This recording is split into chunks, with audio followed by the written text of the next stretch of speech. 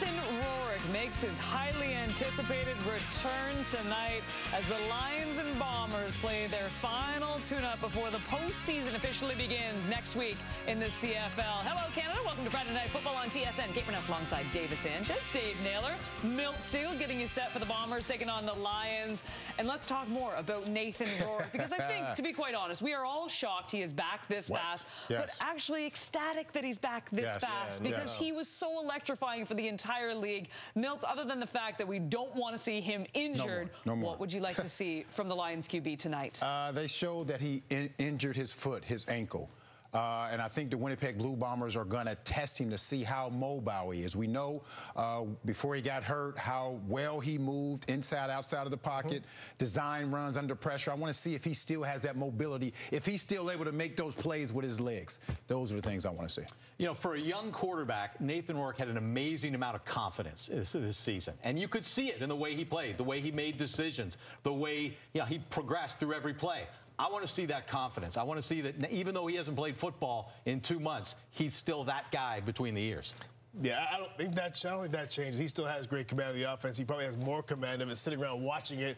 I just want to see, I don't care if he goes 3 for 20 in his passing. I just want to see him be able to plant, throw the ball, make sure that physically he's there. And then you don't want to see more than anything else, fellas. I want to see him in the second half on the sideline with a baseball hat and sunflower seeds, healthy, ready for the West End. Sunflower seeds? Those aren't healthy for you. You need to eat something healthy, Chiz. No one eats like you. He's playing because he's healthy. If you would have ate healthy, you'd have played longer. Maybe if you might have ate some junk food, you might have some hair.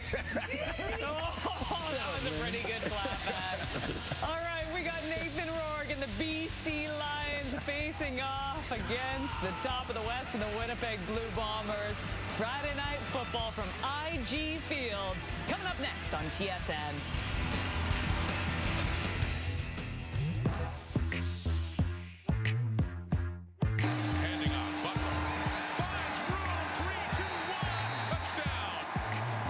Blue Bombers poised to go after a three-peat.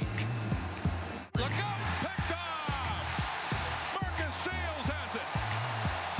45-yard touchdown return.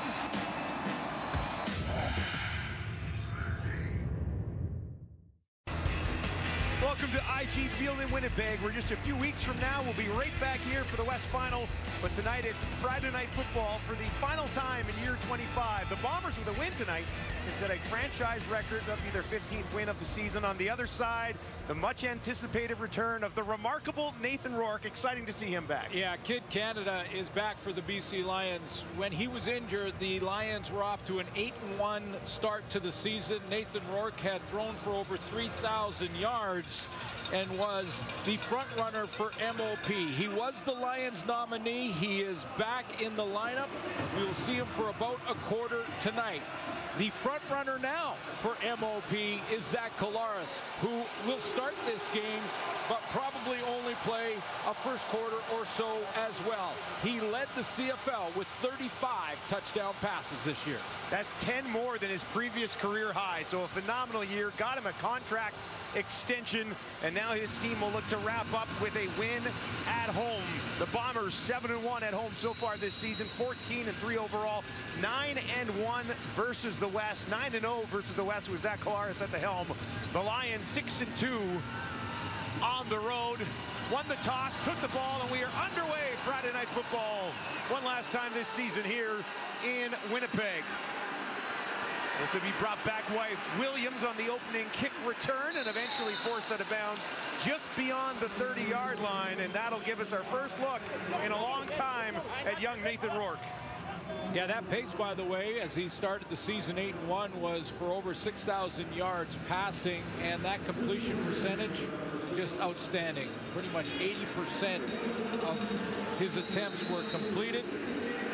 Nathan Rourke probably, as I mentioned, gets a quarter, maybe less, according to Rick Campbell. His only loss prior to the injury was against the Winnipeg Blue Bombers. They'll start with 4 options, wide side right for Rourke. That's where he's going to throw, and he's got a completion to Alexander Hollins, who turns and pushes it ahead for a BC first down. Well, there was very close to a first down. Yeah, that that quick read and delivery is evident on the very first throw of Nathan Rourke, returning to the lineup, getting out there to Alexander Hollins, who moves from the slot back, or from the other wide receiver with Lucky Whitehead back to the short side. I thought it was a first down. They marked it as being short, but then they gave him the first down. So it was a first down to Hollins. And option for him to stick around in this lineup with Rourke back in at a Canadian spot at quarterback. Whitehead and Rhymes out to Nathan's left here, 1st and 10 from the BC 44. Rourke near side, and he's got Mackey for a decent chunk on 1st down. Let's take a look at this BC Lions offense, brought to you tonight by Expedia. Well, it's awards time in the Canadian Football League. The nominees are out. Joel Figueroa, the left tackle for the BC Lions, got the nod for top offensive lineman from the BC Lions. There's Lucky Whitehead back in the lineup. Brian Burnham is very close, and Burnham, that moves Hollins out to that opposite wide receiver spot, but Lucky Whitehead back in for this game tonight. And when Burnham eventually returns, it'll be Keon Hatcher who slides back out there. Exactly. And they've moved him all over in a really sensational season for number 4 in white. Here's Rourke. Quickly guns it in there right up to the 55. And that's Holland's 2nd catch of the game. And this one's also going to go for a 1st down.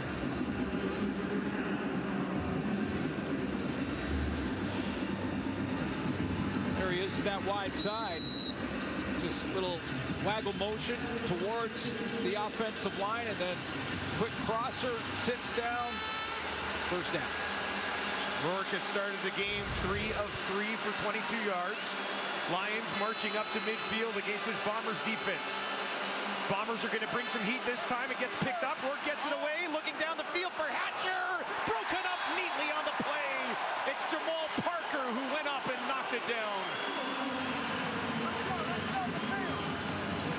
Yeah, Jamal Parker's going to play this nicely. Rourke makes the right decision and throws it to the right guy, because you're right. Look at the defensive line and linebackers for the Bombers. They are coming. They're sending everybody. So when you do that, the safety's not in the middle. You got to try and go down the middle to the post.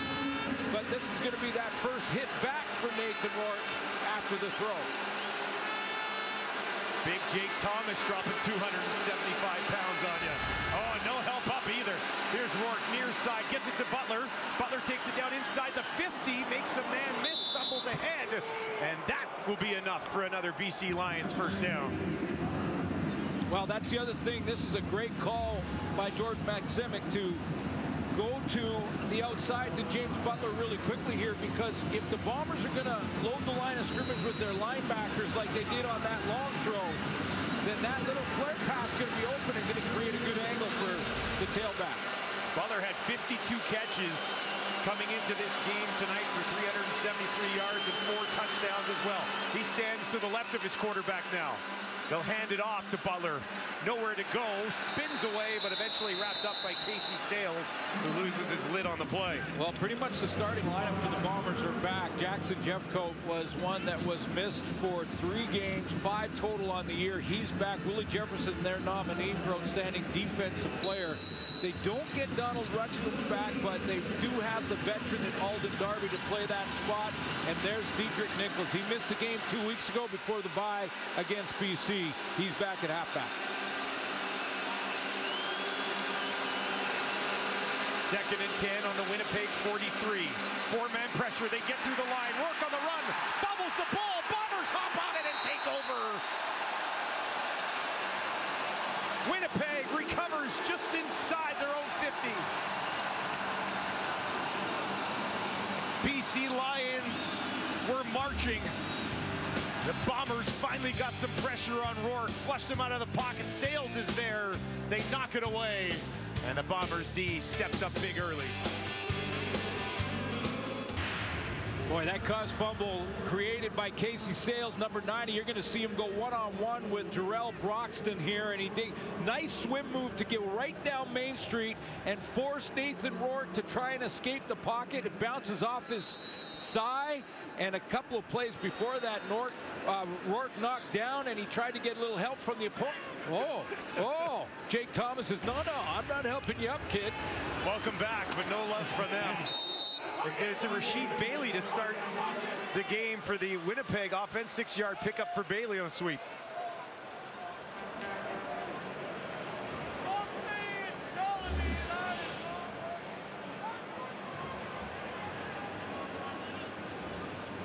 A little fly sweep to get things started. No Nick Dembski in the lineup for Bombers tonight. He gets a night off on this final game of the regular season, getting ready. He'll be good for the West Front. Great season for Dembski, too. Unbelievable. That's usually his play. That's why I mentioned it. Looks like they'll have the entire band back together for the West Final in a couple weeks. Here's Prukop. He's going to take off, and look at this hole. Prukop down inside the 40, stays on his feet, taken down just inside the 35, and some fireworks from Dakota Prukop early, 21 yards. Yeah, natural hole opens up to his right. When he sees it, he just takes it. We'll see what happens with the middle linebacker, Jordan Williams, here from this angle. He steps up, and he gets picked up by Brady Oliveira. Oliveira, coming from that backfield spot, steps up, blocks the linebacker, and that gives Prukop that lane.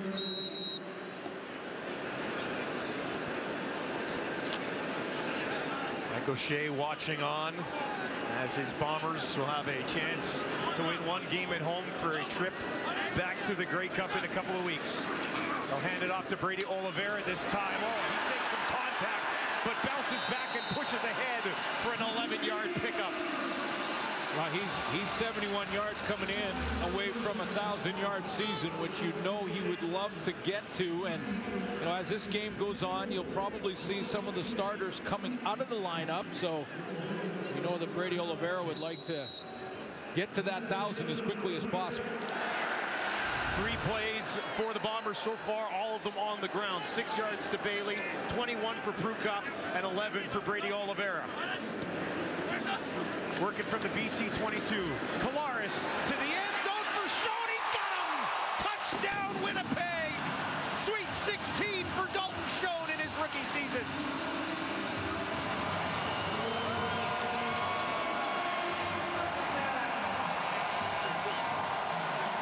It has been a phenomenal season for Dalton Schoen, the rookie. The Bomber Rookie of the Year nominee. Put his name on the trophy right now, with all due respect to all the other nominees. Dalton Schoen is your Rookie of the Year. It's not just a good rookie season, it's an all-time great rookie season that he's put together this year. Yeah, I mean, he leads the league in receiving yards as a rookie. All night. All fucking night, boy. Now that's going to happen all night. BC Lions are going to have a long one. Nice start for Winnipeg after creating the turnover on a Rourke fumble, driving the field, and punching one into the hands of Schoen. Leggio for the extra point and a 7-0 lead here at home, and that's exactly what he will do. The Bombers 7-1 at home so far this season. A nice start here. Kolaris with his 36th touchdown pass of the year, 16 of them to 83 in blue.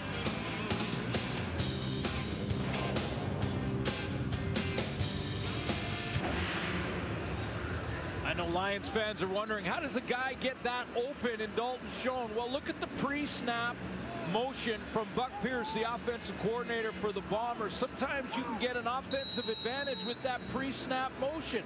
The Lions aren't sure who to cover. They didn't cover any of the 3. They were all frozen with the pre-snap motion, recognized immediately by Zach Kolaris, and number 16 for Dalton Schoen. By the time Purifoy knew what was happening, it was too late for him to get over there. And a touchdown for Schoen. Now here's Williams on the return, far side of the field. And he is stopped short of the 35. And now it'll be the BC Lions and Nathan Rourke. First drive back, had an early fumble in this game, but just outstanding prior to that injury. Yeah, when you think about the 2 games prior to that injury in Saskatchewan, and played Edmonton, and you say, okay, well, it was Edmonton, they struggled this year, but 91%, 92% off the charts. You add that up and to average it, it's 81%, almost 1,000 yards, 7 touchdowns, 2 interceptions. That's where he was. And that was the trajectory for Kid Canada just before he got hurt. Now, can he regain that form? Thrown back into it here tonight. Rourke down the field. Lucky Whitehead, and that's broken up. play on the ball there from Terrell Ford, making the start at corner. Yeah, this is one of the reasons that both Nathan Rourke and Rick Campbell wanted Rourke to play at least a quarter in this game, was to get the angles back and to get that release back when he wants to throw it, where he wants to place the ball. This one just a little bit behind Whitehead. He has to slow down for that ball, and that gives Ford a chance to catch up and knock it down. So trying to get that timing back. Timing back, where to release it, the angle, and when to release it. 2nd and 10, pressure from the Bombers, gets it away quickly, and Hollins was not ready, and that will fall incomplete. Winnipeg bringing the heat that time, and it'll force a 3rd and 10 for the BC Lions. Yeah, and the receivers also remembering, you know, how quickly sometimes the number 12 will read a defense, see the blitz, and try to throw high. Flintoff out for the first time today to punt this ball away. Lets it fly from just inside his own 25. Janarian Grant will watch and take it after a 40-yard kick. Grant looking for the near side of the field. They wrapped him up and took him down just in time. Javon Catoy there to stop him. Grant, one of the more dangerous return men in the league. Zach Collaros with a 7-0 lead here at home.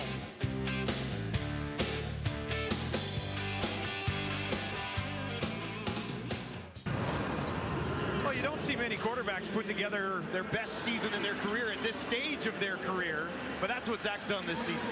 Well, it's been a remarkable story and comeback story, really, for Zach Collaros, who a few years ago, you know, we thought maybe his career was over, and to come back and have the season he's had, over 4,000 yards passing. We've talked about the touchdowns.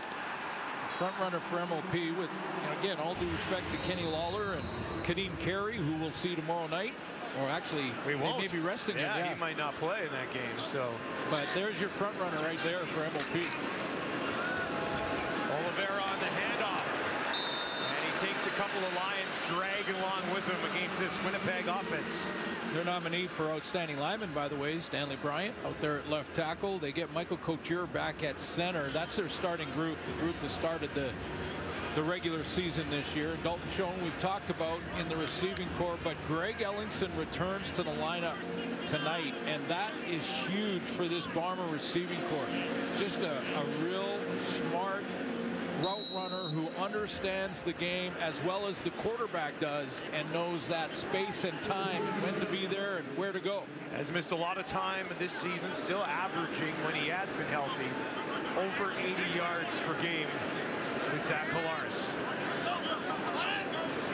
3 options out to the right there for Zach. They'll hand it off to Oliveira, trying to push it ahead, and that'll bring up 3rd and short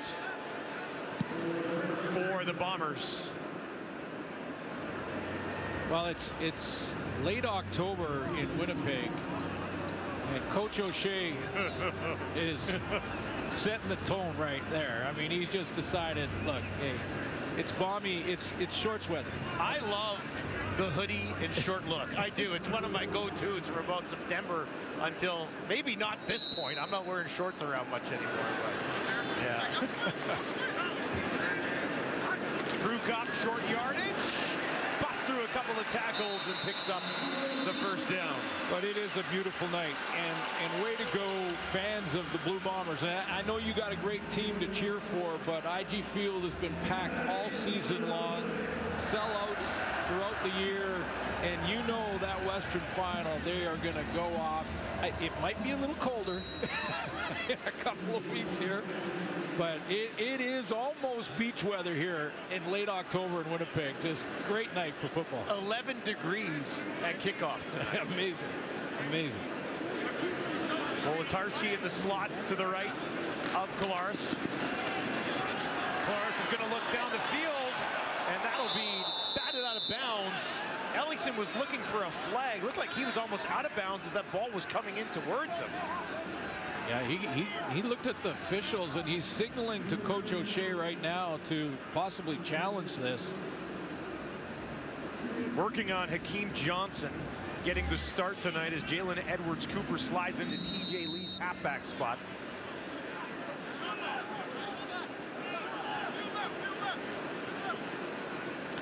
No, looked just a stumble. It looked like pretty good coverage. Second and 10 for Winnipeg. Well, we might get a challenge here. Late challenge. And out of the shorts comes the challenge flag. So we're going to get a few more looks at this.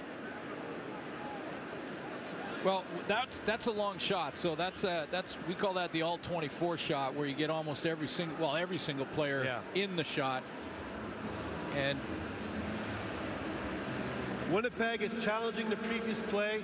They believe there was pass interference against their receiver number 2. The play will be reviewed. So you're challenging pass interference, and that has to be where the ball was targeted, and that's exactly what happens to Greg Ellingson here.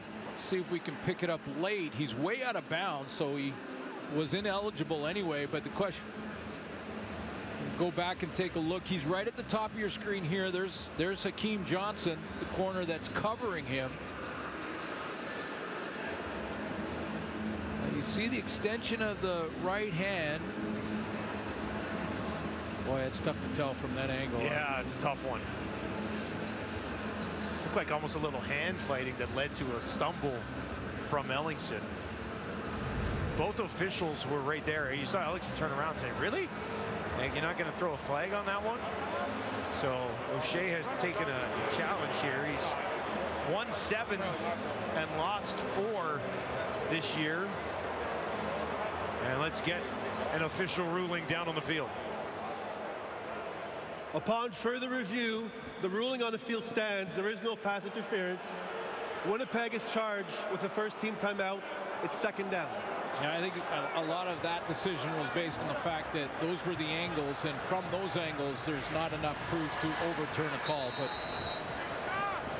I think Coach O'Shea probably in that instance is trusting in his receiver, and maybe there was more than we could see. So it's second and 10 on the BC 48. 3 options to the left for Collaros, 2 over to the right. Looks to the left, now to the right, throws to the right. And he's got Wolotarski. And they'll be just shy of a first down. Give Wolotarski 9 on his first catch returning to the lineup. So this time of year, we start talking about protection and running game and the guys up front. And just watch their nominee and Stanley Bryan. He locks down his man on the outside. Collaros got a nice, clean pocket to step in and throw that curl route for the first down. I mean, this is where the big boys go to eat. Right here, this time of year. That's a big guy coming at him, too, and Boom Guatram. Prukop back in the game. 3rd and a yard. This time takes it pretty much straight ahead, finds some space, and lunges through a hole for a first down against this BC Lions defense. Yeah, no Sione Tehema tonight. He'll take tonight off, but Boom Guatram is back at defensive end. So see Boom Guatram, who's just in a one-on-one with Stanley Bryan on that last play in the linebacking core. Emmanuel Rugamba is the nominee for outstanding rookie for the Lions. And then back in the secondary, Hakeem Johnson will play the corner, and Jalen Edwards-Cooper plays TJ Lee's halfback spot. He gets the night off. He'll be good for the playoffs. Lions defense with 44 sacks, second best in the league. Collaros over the middle. And that is complete to Ellingson, secures the ball and is taken down inside the 15.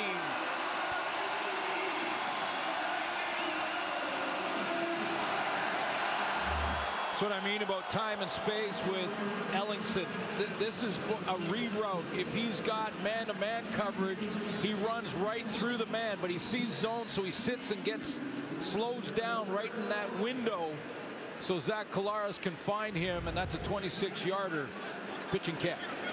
Winnipeg offense, even without Dembski tonight, looking pretty efficient here in the early going. Less than 2 minutes to play, first quarter. They lead 7-0, and they're looking for more. Back in the red zone, some pressure coming. Collaros with a flag on the play, throws it to the end zone, and that one will fall incomplete. Edwards-Cooper defending against Schoen.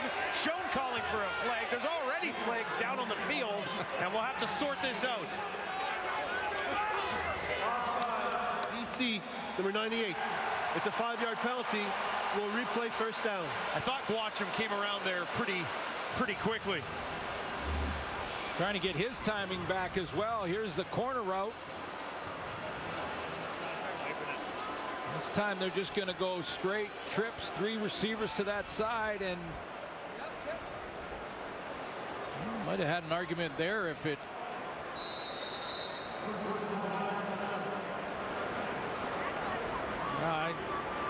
Schoen gets that other hand up there. He probably hauls that one in, right? And if that's challenged, they probably win that one. Whoa! Little confusion. Collaros just has to throw it away with his left hand.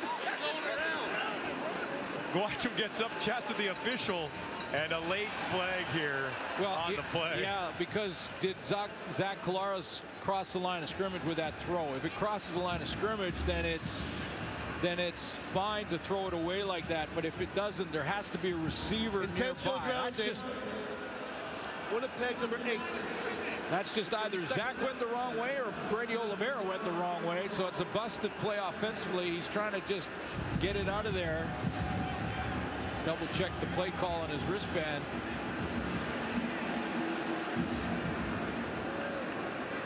Swig's hands got it away, but it'll be a 9-yard loss when it's all said and done. He knows which guy went the wrong way. Yeah.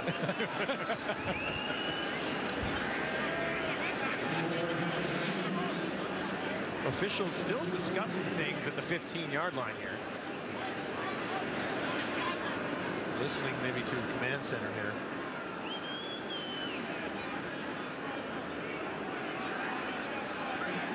Has been corrected by the video official.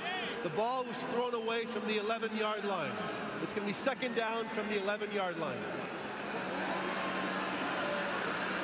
All right, so it'll be a 4-yard loss.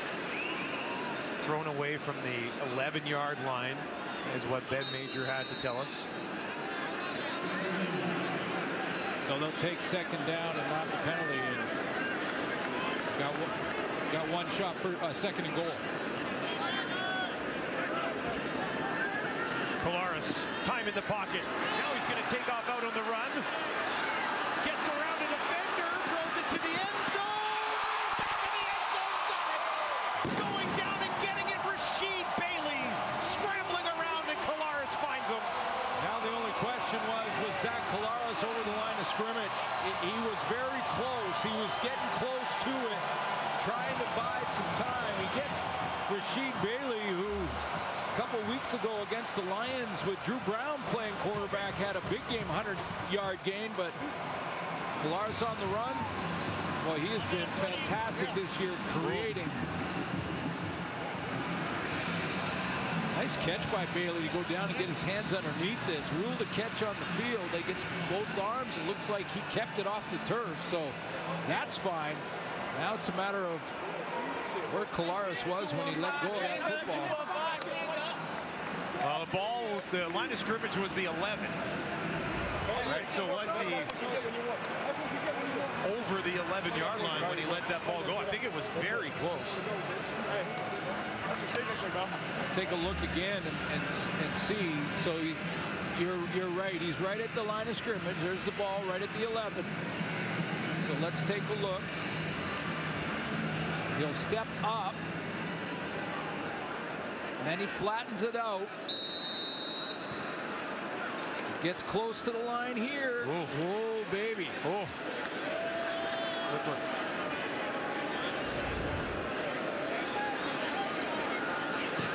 Legio will knock that one through. We're being told that Zach's back foot was still at the line of scrimmage, I guess up in the air as he let that ball go. So as close as you can possibly get. Magic feet of Zach Collaros going to work again. See that back foot? Woo! Bailey will take it. It's his 9th of the year.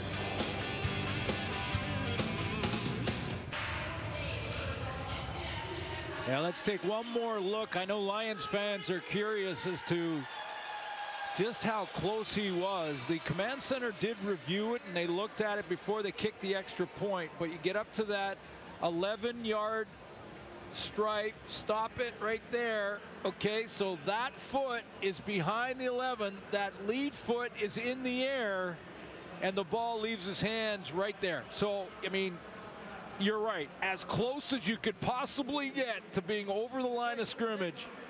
but Zach Collaros knew exactly where he was. That right foot down, the left foot in the air, across the line, but not touched. That means it's a legal throw. Nice start for Collaros. 4 of 5, 68 yards, 2 touchdowns. Let's go. Ring that bell tonight, baby. 215, baby. Let's go. Rasheed Bailey cheering for the Phillies in the World Series.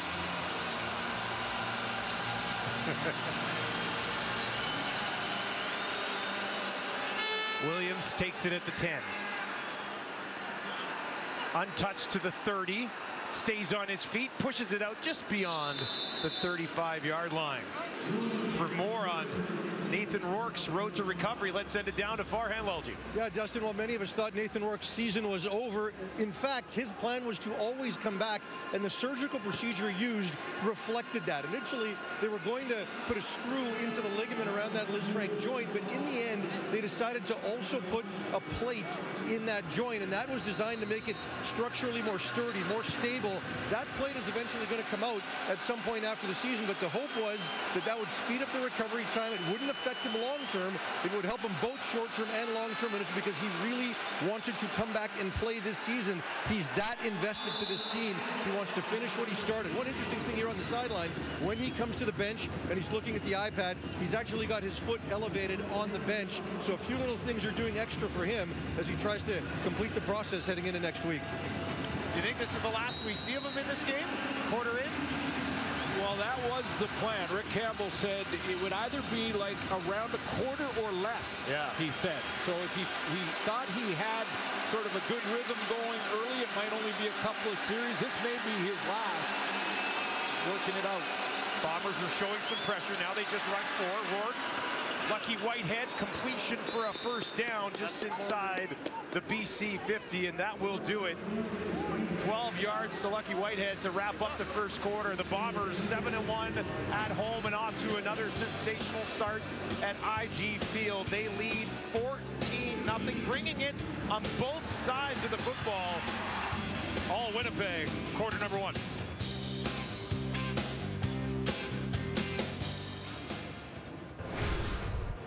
First quarter in the books here in Winnipeg. The Bombers on top 14-0. Our first look in months at Nathan Rourke. And what have you thought? We've seen him 3 possessions now? Yeah, well, the first possession, I thought the first 3 throws, the recognition of the defense and his quickness in processing what he saw and getting the ball out of his hands looked good. And then a little bit off on a couple of those deep throws, and that's why he needs these reps right now and just to get a feel for that foot. I'll say this about Zach Collaros and the Winnipeg offense coming off the bye.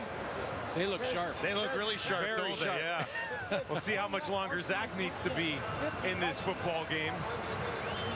Drew Brown, more than capable of taking it the rest of the way. Played BC just a couple of weeks ago. Rourke remains in there for now as we start the second quarter. First and 10 to the BC 49. Rourke gets it away as he's hit. He's got a completion, and that'll be a first down just inside the 50. First time today he gets it to Dominique Grimes. You know, and as important as it is to get timing and get his rhythm back, his accuracy back, this is as important, taking hits. I mean, he takes one as he lets it go there. That was Malik Clemens that got him. And that's important, too, just for him to understand and be confident that he can step up in the pocket and not worry about that foot. Fresh set of downs from the Bomber 47. Lucky Whitehead, heavy hit from Nichols. Bounced him back as he held on to that one. He landed with his helmet. He landed with his fucking helmet. Man, Bombers defense right in his face, too. There's Lucky Whitehead right there. Quick snap, quick slant, and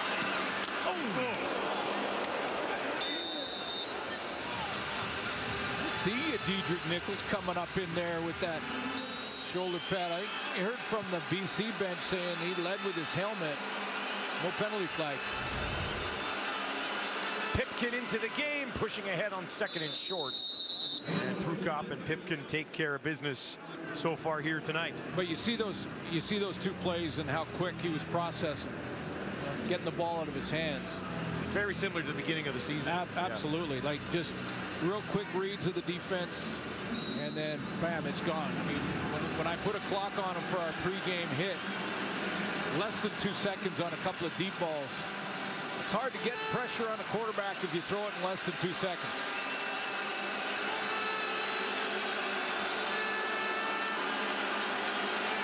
Lions working from the Winnipeg 35.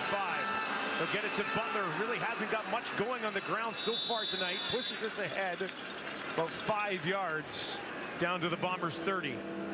So, you know, trying to assess how he looks in his first game back after missing really the whole second half of the season. First couple of throws, again, processing quickly, got it out of there, took a hit on a deep ball, was a little bit behind Lucky Whitehead, had the fumble. But that was really the first time he had to try to escape the pocket. Hasn't shown any limp or anything like that. A little bit of a rough ride from the Bombers D.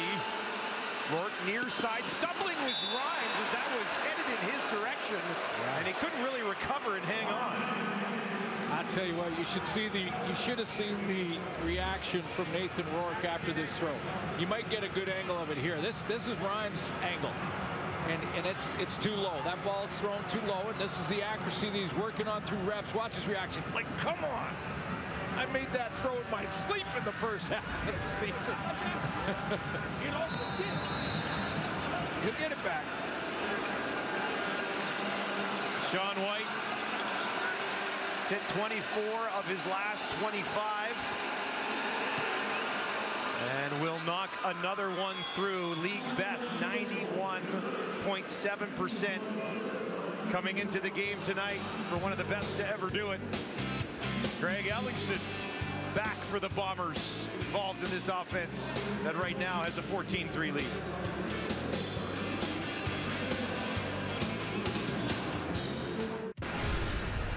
A welcomed addition late in the season to the Bombers offense. Getting Greg Ellingson back here has got to be big. Yeah, absolutely. I mean, you know, missed 7 games, 10 total on the season, but the last 7. So he, just like Nathan Rourke, trying to get back into game speed. Second to last game before his injury was against the BC Lions in July. He was targeted 7 times, caught them all for 98 yards and a touchdown. Polaris to the sideline with his team on top 14-3. Prukop into the game. And it looks like Prukop will get a chunk of time here now. Might see Drew Brown a little bit later on as well. Yeah, Drew Brown, before the bye against BC Lions in BC, played the entire game. He was pretty good at 23 for 30, 288 yards and 3 touchdowns. But this plays to the philosophy of Michael O'Shea. We coach them all. Yeah. He's getting every single player on his roster ready for game action. Lions are going to bring some pressure. Prukop throws it behind Schoen, but there's a flag on the play, and Prukop picking himself up off the turf.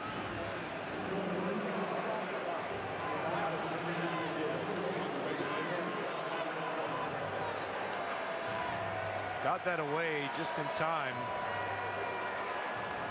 There's a lot of pressure in his face here. Yeah, let's get the call. Roughing the passer, BC, number 92. It's a 15-yard penalty, makes it a first down. Josh Banks, the guilty party here. There he is. Boy, a real hard pass rush. Can't hit the quarterback low in the pocket.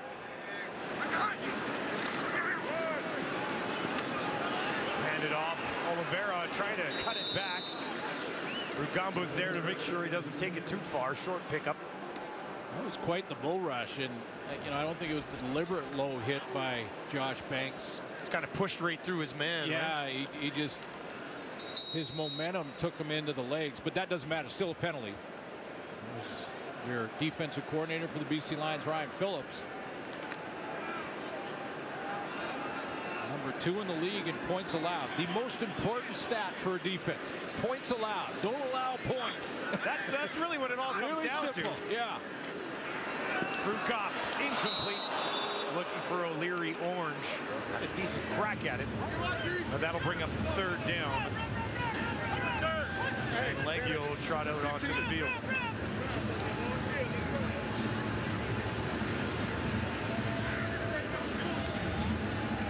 Terry Williams trying to get this BC return game going, and certainly has been better since they brought him in. Yeah, has it ever? You think about the 341 return yards against the Bombers 2 weeks ago.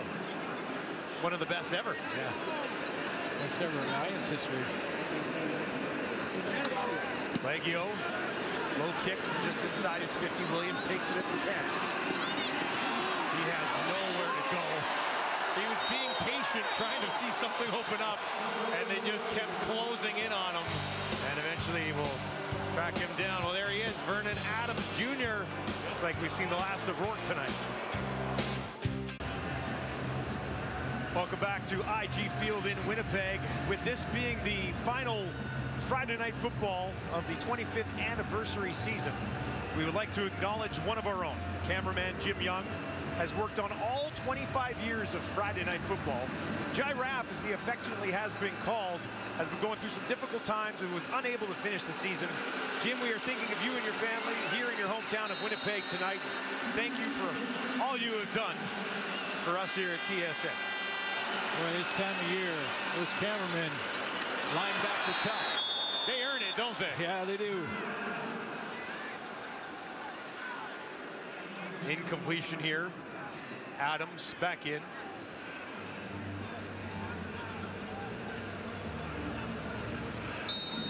Winnipeg native Jim Young watching at home tonight.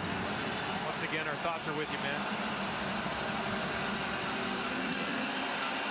So Vernon Adams, 4-2 as a BC Lion. He's been worth the price, right? Absolutely. You know, paid a pretty price to get him. Keon Hatcher takes that completion, and that'll be a first down for the Lions. Blitz coming from Adam Bighill on this last play, but you know, Vernon Adams stood in there nicely. Here comes Bighill, and when Bighill is on his way, it can rattle a quarterback. Not the case that time for Vernon Adams. Richard Nichols on the tackles, a friendly fire from Alexander at the end of it. Hatcher closing in on a 1,000-yard season himself. He's in the slot. Adams thought about it, now dumps it off to Anderson. He's got some room to run, and he'll take it up the field, stepping out of bounds just inside his own 40. Yeah, design play and call by Vernon Adams to fake it to the bubble screen and try to get the linebackers, not necessarily to go chase after it, but to freeze so that he can throw the screen the backside. But there's his numbers, 4-4 on the last, won 3 of the last 4, leading the Lions to that home playoff spot next week. Crowd here, rocking at IG Field. Adams near side, misses everything, and it falls incomplete. Hatcher looking at it, and VA will say that one's on me. Yeah, he let it go and tried to reach to grab it back. Oops, not ready. And the reason for it is that Hatcher read the defense correctly and didn't run it out. He just kind of sat in the curl, and Vernon Adams threw the out.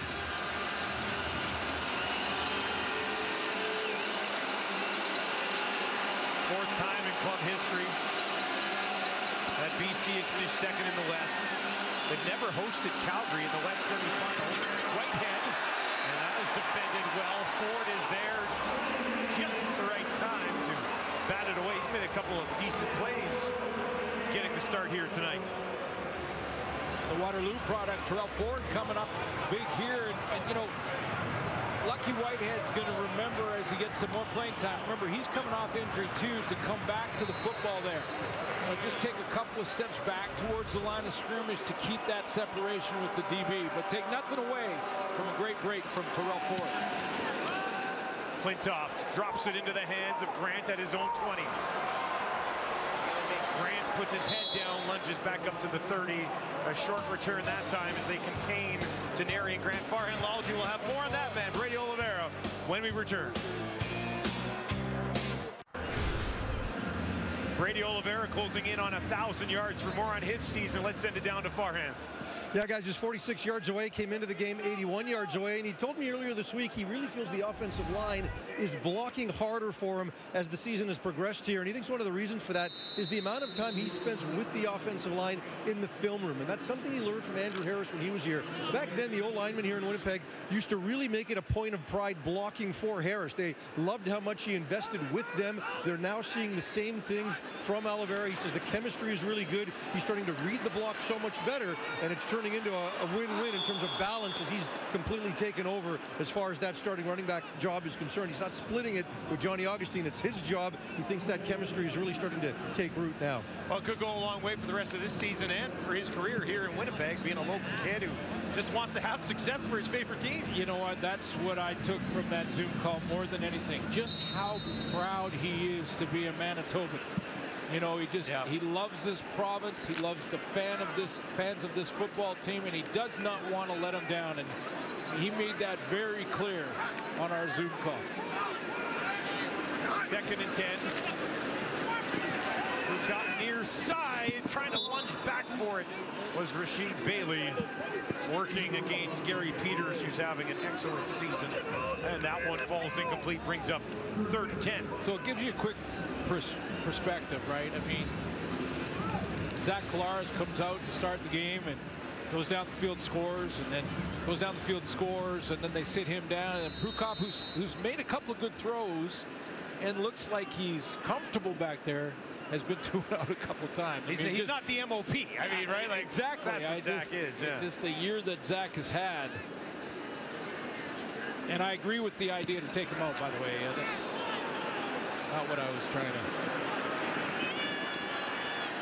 Williams on the return, tracked down from behind by Mike Miller, able to take him down. So we're just getting started here. Week 21 in the Canadian Football League will continue tomorrow. The old Super Saturday triple header, Montreal and Toronto, Hamilton and Ottawa, and then we will be in Calgary to wrap up the regular season with the Riders and the Stampeders in Game 3 of the triple header. So for the Calgary Stampeders, think about this in the West Division, the playoffs around the corner.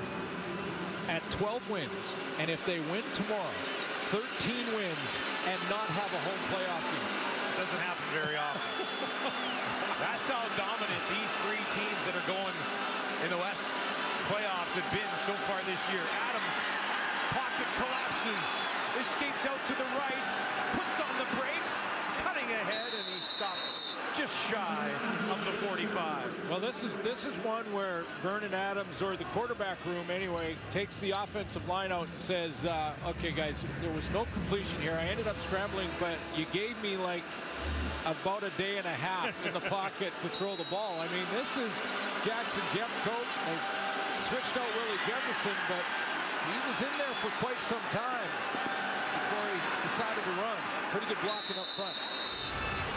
That was a 7-second pocket. Ends up getting 3 yards out of it. 4 options out to his left. Good coverage by the secondary. That's where he will throw it. Hatcher coming back for it. And that should be a 1,000-yard season for Keon Hatcher. Yeah, let's talk about just what you said there, Destin. Watch him come back. Runs that curl, 3-4 steps hard back to the football. That causes a separation. He'll keep the ball 1,000 into the trophy case. 1,000-yard season. And we always say, oh, nobody talks about it. Nobody talks, but we talk about him all the time. It still seems like a quiet 1,000-yard season, considering what Rhymes has done this year as well. So congratulations to Keon Hatcher, hitting 1,000 yards for the first time in his career. This ball batted down. Lee Clements comes cruising through.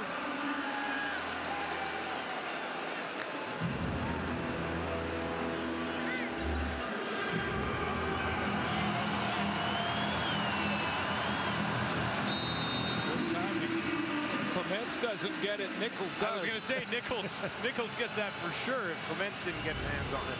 It's like a double block at the net for volleyball with 2 up there. That's the only purpose I ever managed to serve in volleyball, was to block at the net. That's there you it. Go. Nothing else. Pressure coming from the Bombers this time. VA, nice move. Now he's going to look down the field to Hatcher, and this one will fall incomplete. Brandon Alexander right on his back, and that'll bring up third down with just under 4 minutes to play here in the first half. What a great move, though, by VA in the pocket to bail out of that blitz and get himself some time. He gave Hatcher a chance, and we've seen him make this catch. But watch the move in the pocket. This is full pressure. And he with his look and his feet, he just bounces outside. Hatcher had a shot at it.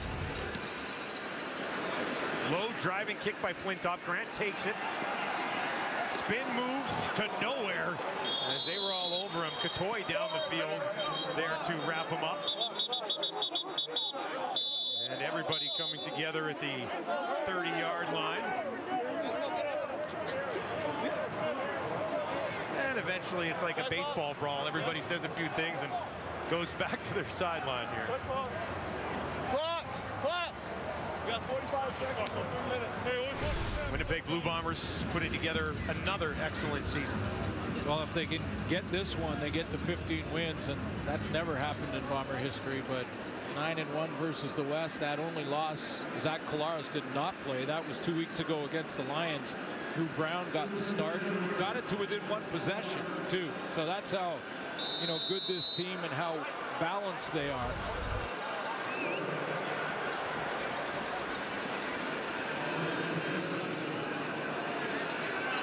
To do something that has not been done in Bomber history. At least that could be a regular season accomplishment.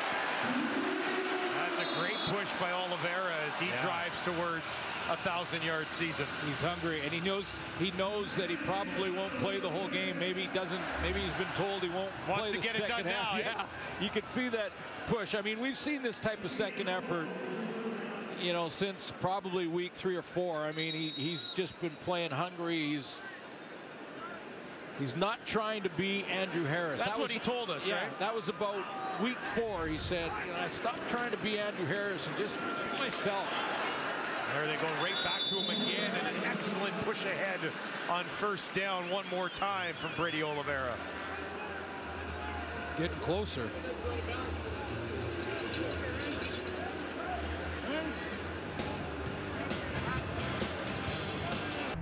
Well, it turns out the Bombers are still scary good. They've been carving up the Lions defense tonight. I got a million of those.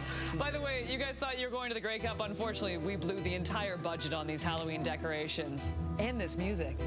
Chaz, take off your mask. 20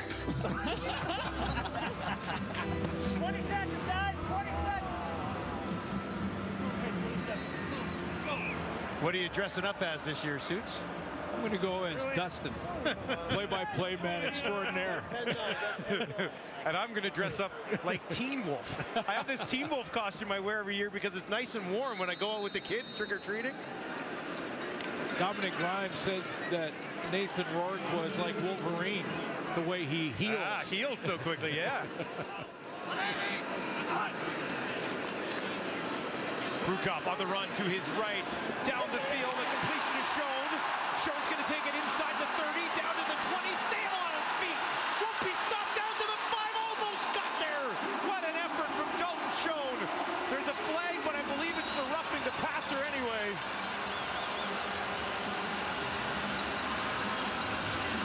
Schoen's putting on a show.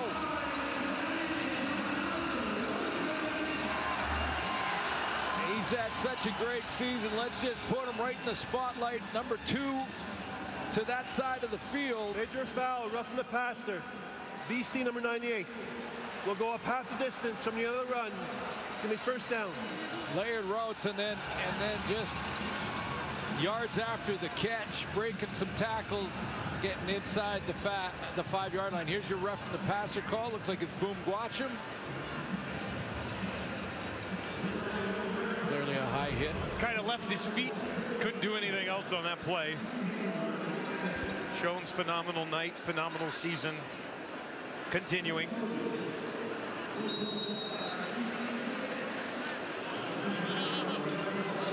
Willie Jefferson is lining up to go against Gary Peters here. Now they're just going to try to push it ahead. And They are stopped just short. Was that Mike Miller? It was 24, wasn't it? Well, this is just having some fun now. I mean, this is a game that, you know what this does? Does a couple things. The guys love to practice it all week because it switches things up. Brukop is back there, but he doesn't get the direct snap. It goes to Mike Miller, and Willie Jefferson had lined up as a wideout, and Jefferson is going to run an actual fade route. But you know what it does? It also makes teams go, well, now we've got to scout against that.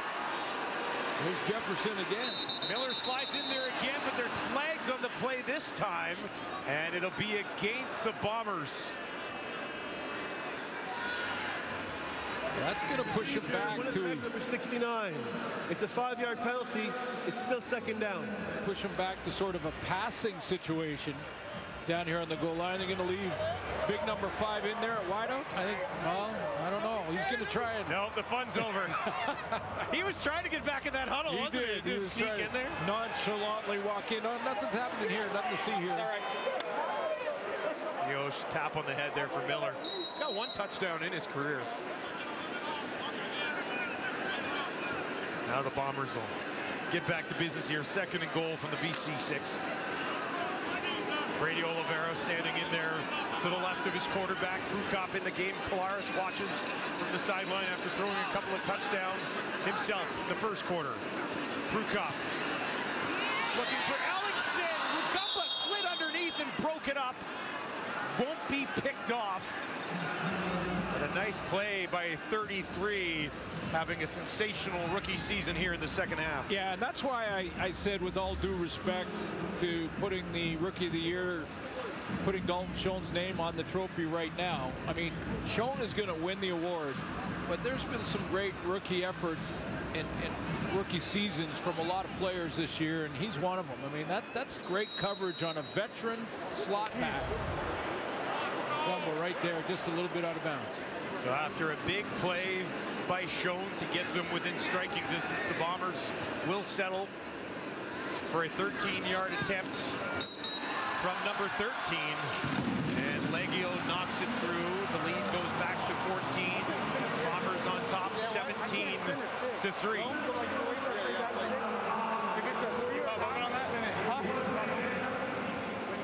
Talking about the awards, and Nathan Rourke was nominated for both MOP and Outstanding Canadian. You know, I think Dominic Rhymes, in the season that he has had, he certainly could have been an MOP nominee. You know, I mean, just even when Nathan Rourke went out of the lineup and Vernon Adams came in, he still kept doing his thing, over 1,000 yards, just behind Schoen on the night. Schoen separating a little bit from him. Whitehead, completion from Adams, right to the 50. And that should be enough for a BC first down with just under 2 minutes to work here in the second quarter. Again, they're putting him up there by himself. Slant inside.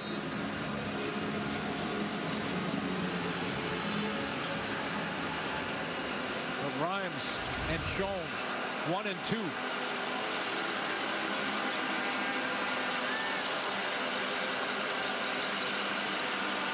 Near side to Whitehead. And keep in mind that the BC Lions going into that semifinal will get Brian Burnham back. Lucky Whitehead just picked up a 1,000-yard season as well. He threw a ball over to the sideline. So Rhymes joined by Hatcher and Whitehead. And if Burnham would have been healthy for the season, he might have had 1,000 as well.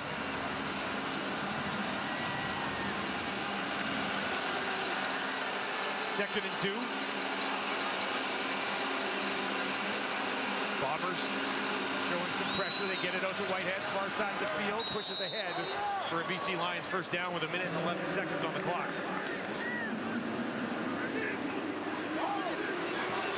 There's Brian Burnham, who made the trip and will have the headset on it. You know, that's when you know the player's really close. They go on the road, he comes with the team, doesn't dress, but he's listening to every play call coming down from Jordan Maximic, the offensive coordinator. He'll be ready to step back in. Yeah, that's big. Hatcher hangs on to this one in a tight window, turns it back up field for a first down. That was pretty much the only place that ball could end up. Yeah, and he fights through. You know, I've liked a couple plays here in that, you know, sometimes we see receivers will catch these and then they'll try to back up, turn around, and then try to make moves on guys. Both he and Lucky Whitehead have backed into it just to get an extra yard or two. First and 10 from the 34. Over the middle, Rhymes wide open, takes it down almost to the 10, stopped just shy. And a nice drive by the BC Lions here to wrap up the opening half. Yeah, Vernon Adams looks real good. He's reading it nicely, and this is against the zone, and watch him just hit number 19 right in that window. You'll see it. Flashes right there, doesn't run through the window, he sits down. Love it. 22 yards to Rhymes. 20 seconds on the clock for Vernon Adams.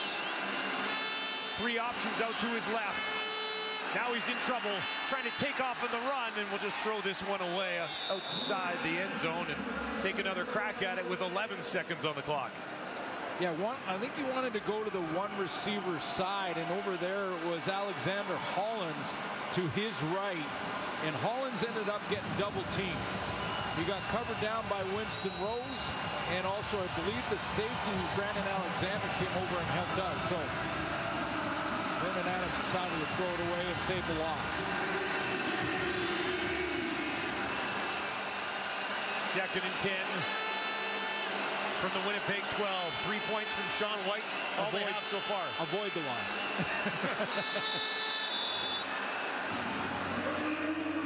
Multiple flags on the play here. Play clock was ticking down. Looked like some movement as well as the play clock ticked down. The officials will discuss this.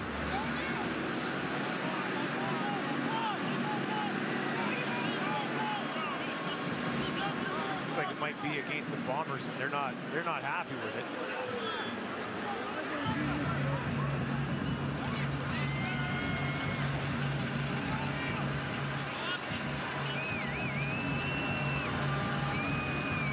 Trying to sort this out, O'Shea has called an official over to his sideline.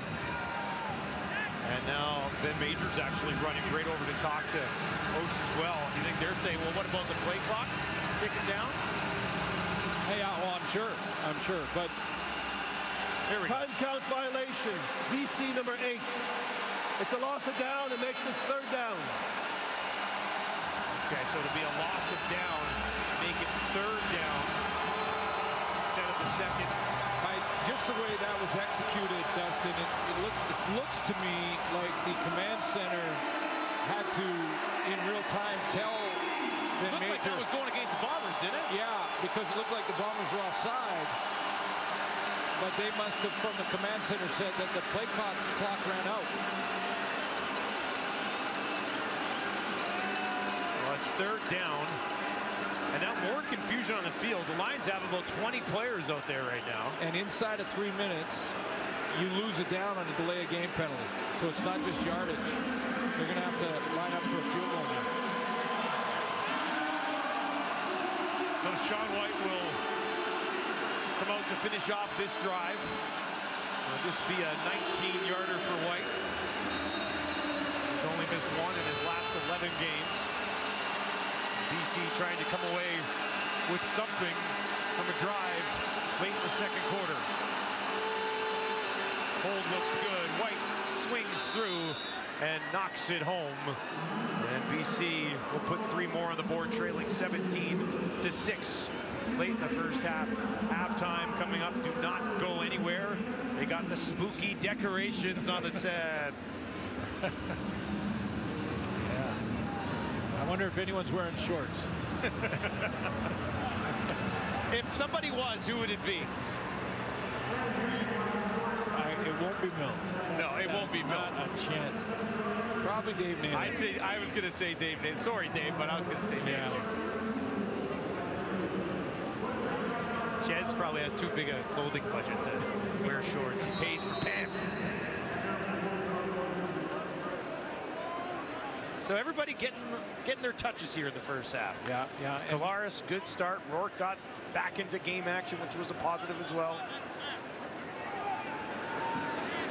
Pruka getting some looks.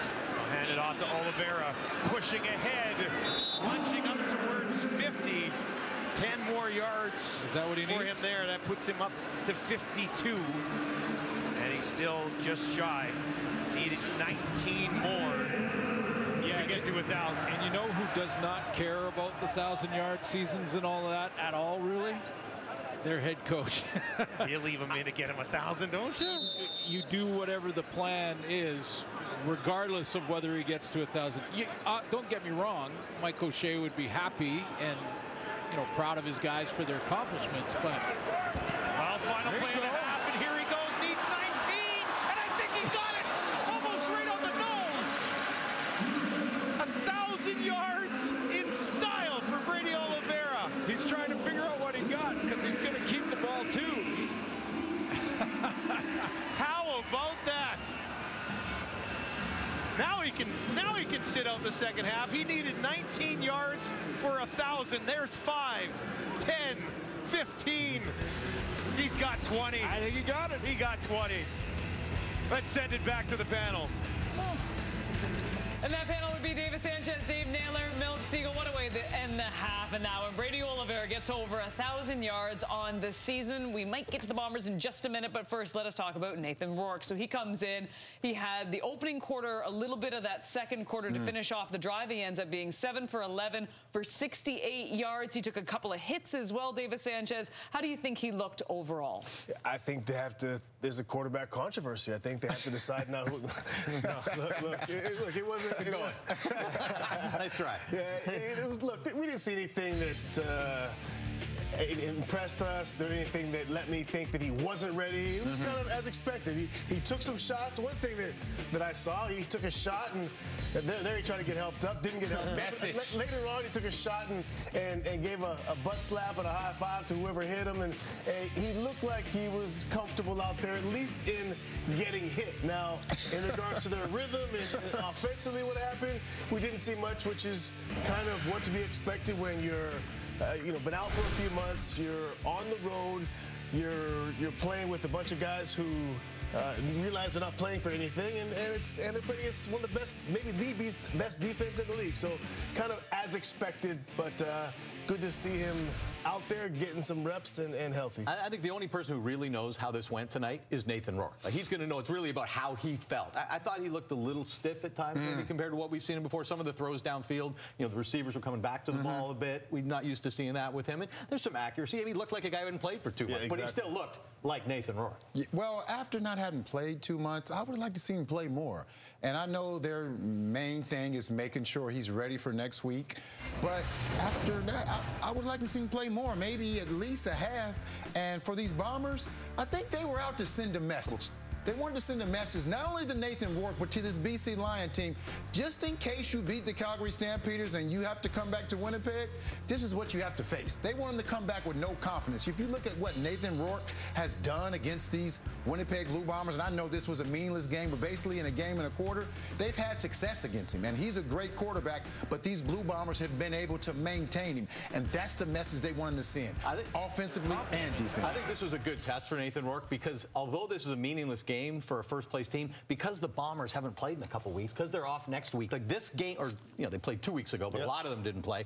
This is actually the only game that they get to sort of lay it down. And I think when we're evaluating Nathan Rourke's performance, we have to keep in mind he's facing the ones of the Winnipeg Blue Bomber defense at home, which is not a place very many quarterbacks have excelled. That's why he said you want to see him play some more. Yeah, maybe play some more. Let's bring in the bottom defense in the league and bring them into BC Place. Let them play. He don't want to play out here against these Bombers. He don't want that. As Willie would say, he don't want that smoke. You know what? Honestly, a very entertaining first half for a game that means absolutely nothing. We were saying that as well. Congratulations, Brady O. Yeah, Brady Oliveira getting over the 1,000-yard mark as well. More with Dave Naylor and Curtis Rourke after the break.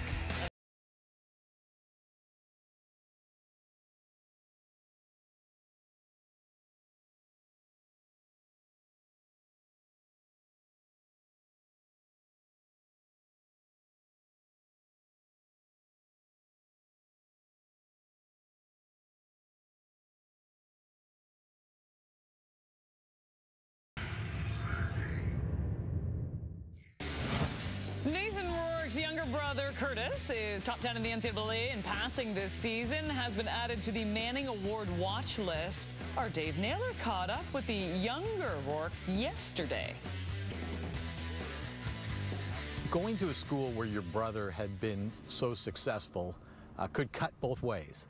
How have you managed the expectations that come with being Nathan Rourke's younger brother? Yeah, I think it's been my whole life that Nathan's kind of been this, superstar player, and I knew at a young age that he was going to be, a talent throughout any league he plays with, whether that's college, whether that's CFL, whether that's, maybe possibly NFL one day. But yeah, I knew at a young age that I got to get over that mental battle of being, his younger brother, and create my own path, because no matter what, he's going to do something great and continue to do something great.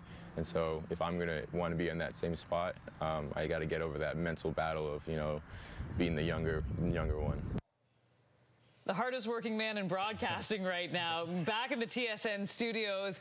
And other than the fact that they look nearly identical, what are some similarities and some differences between the two brothers? Well, Nathan Rourke, when he was at Ohio, was a true dual threat quarterback. I mean, he was as much a threat running the ball, taking hits, not going out of bounds, as he was throwing it. Curtis Rourke is more of a classic pocket passer. He did have a 60-yard run in their last game, so he's developing that side of the game. But talking to their coaching staff, and it's the same offensive coaches that coach both players, they say Curtis is further ahead as a passer. He's had 2 400-yard games so far this season, 1 500-yard game, 16 touchdowns, 3 interceptions. His game has really taken a step forward from a year ago when he was splitting time as a starter. When it comes to his future, is it more of a Philpott situation where both of them come to the CFL, or do you expect him to get a shot in the NFL? One of the things that I noticed about Curtis Rourke is he's 6'5".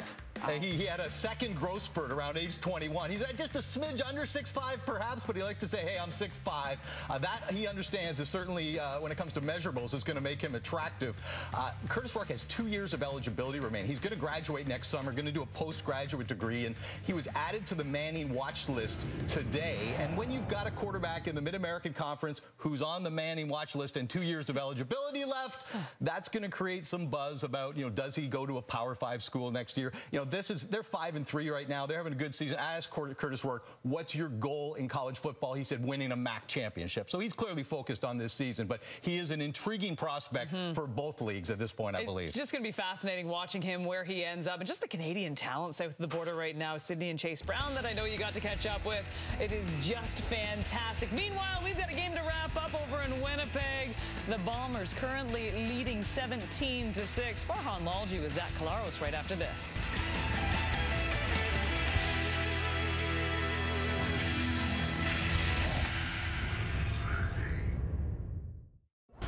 Taking a look at our halftime stats, the Bombers up 17-6. Anything stick out, panel? Anything? 104 rushing yards for Brady Oliveira. Brady Oliveira. Yard season. There it is. As promised, here's our Farhan Lalji standing by with Zach Collaros. 2 drives, 2 touchdowns. Could he have scripted it any better? No, it was good to be out there. I thought we were efficient with the time that we were all out there together. And, yeah, you always want to finish drives with touchdowns. You got Ellingson back. You got Wolotarski back. How important is it that you all find some chemistry, especially given just how little game action you've got with all these buys? I think it's important, and a lot of those guys coming back from injury, just to get back in game shape. So, like I said during the week, really happy for those guys to be back out here, and they've done a great job so far. Exactly. A 5-time All-Star, winning Most Outstanding Canadian twice, the 14th inductee into the Bombers Ring of Honor, Joe Poplawski, celebrating with his family tonight at IG Field. We'll get you back there next.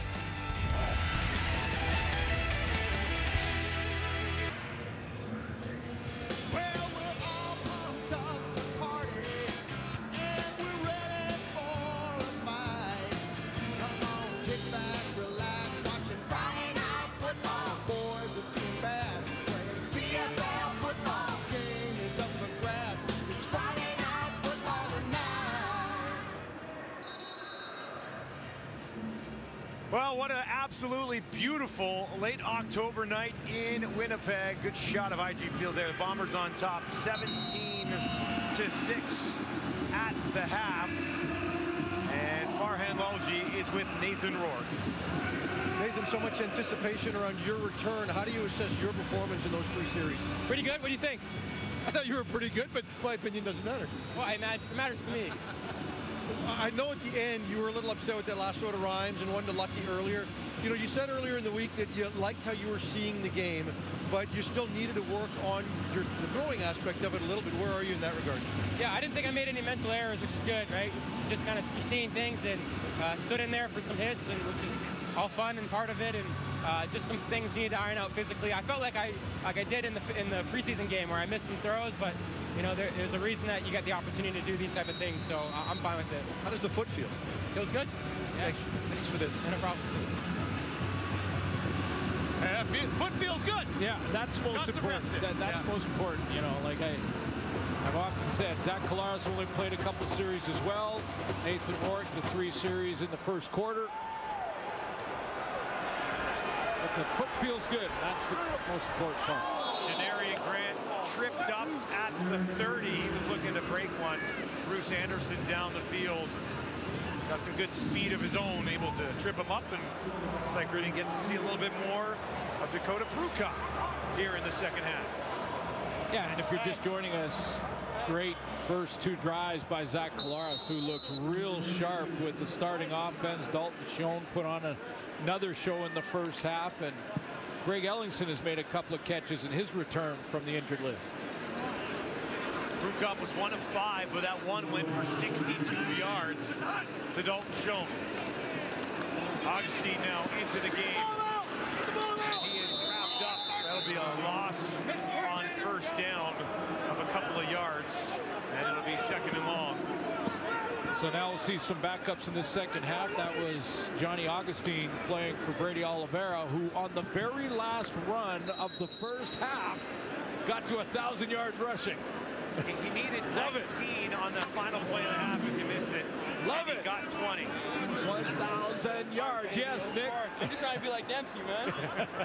Be like you. Trying to get like him, Michael. Prukop in trouble. They'll take him down, throws it away at the last second, and it'll be ruled an incomplete pass. All the pressure in the world there coming from Matthew Betts. Matthew Betts wants to add to his sack total and get to 8.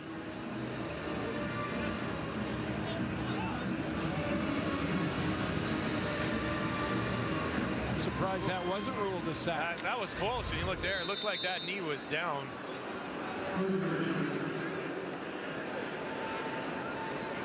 Leggio set to kick it away. Betts having a really nice year, establishing himself as an elite pass rusher with the BC Lions coming over from Edmonton.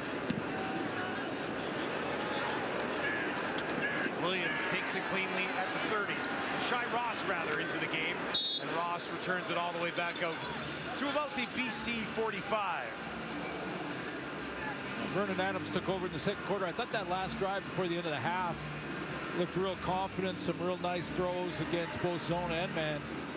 Keeping in mind that the Bombers in that first half played their starting group pretty much across the board on defense, and that includes Jackson Jeffcoat coming back off the injured list.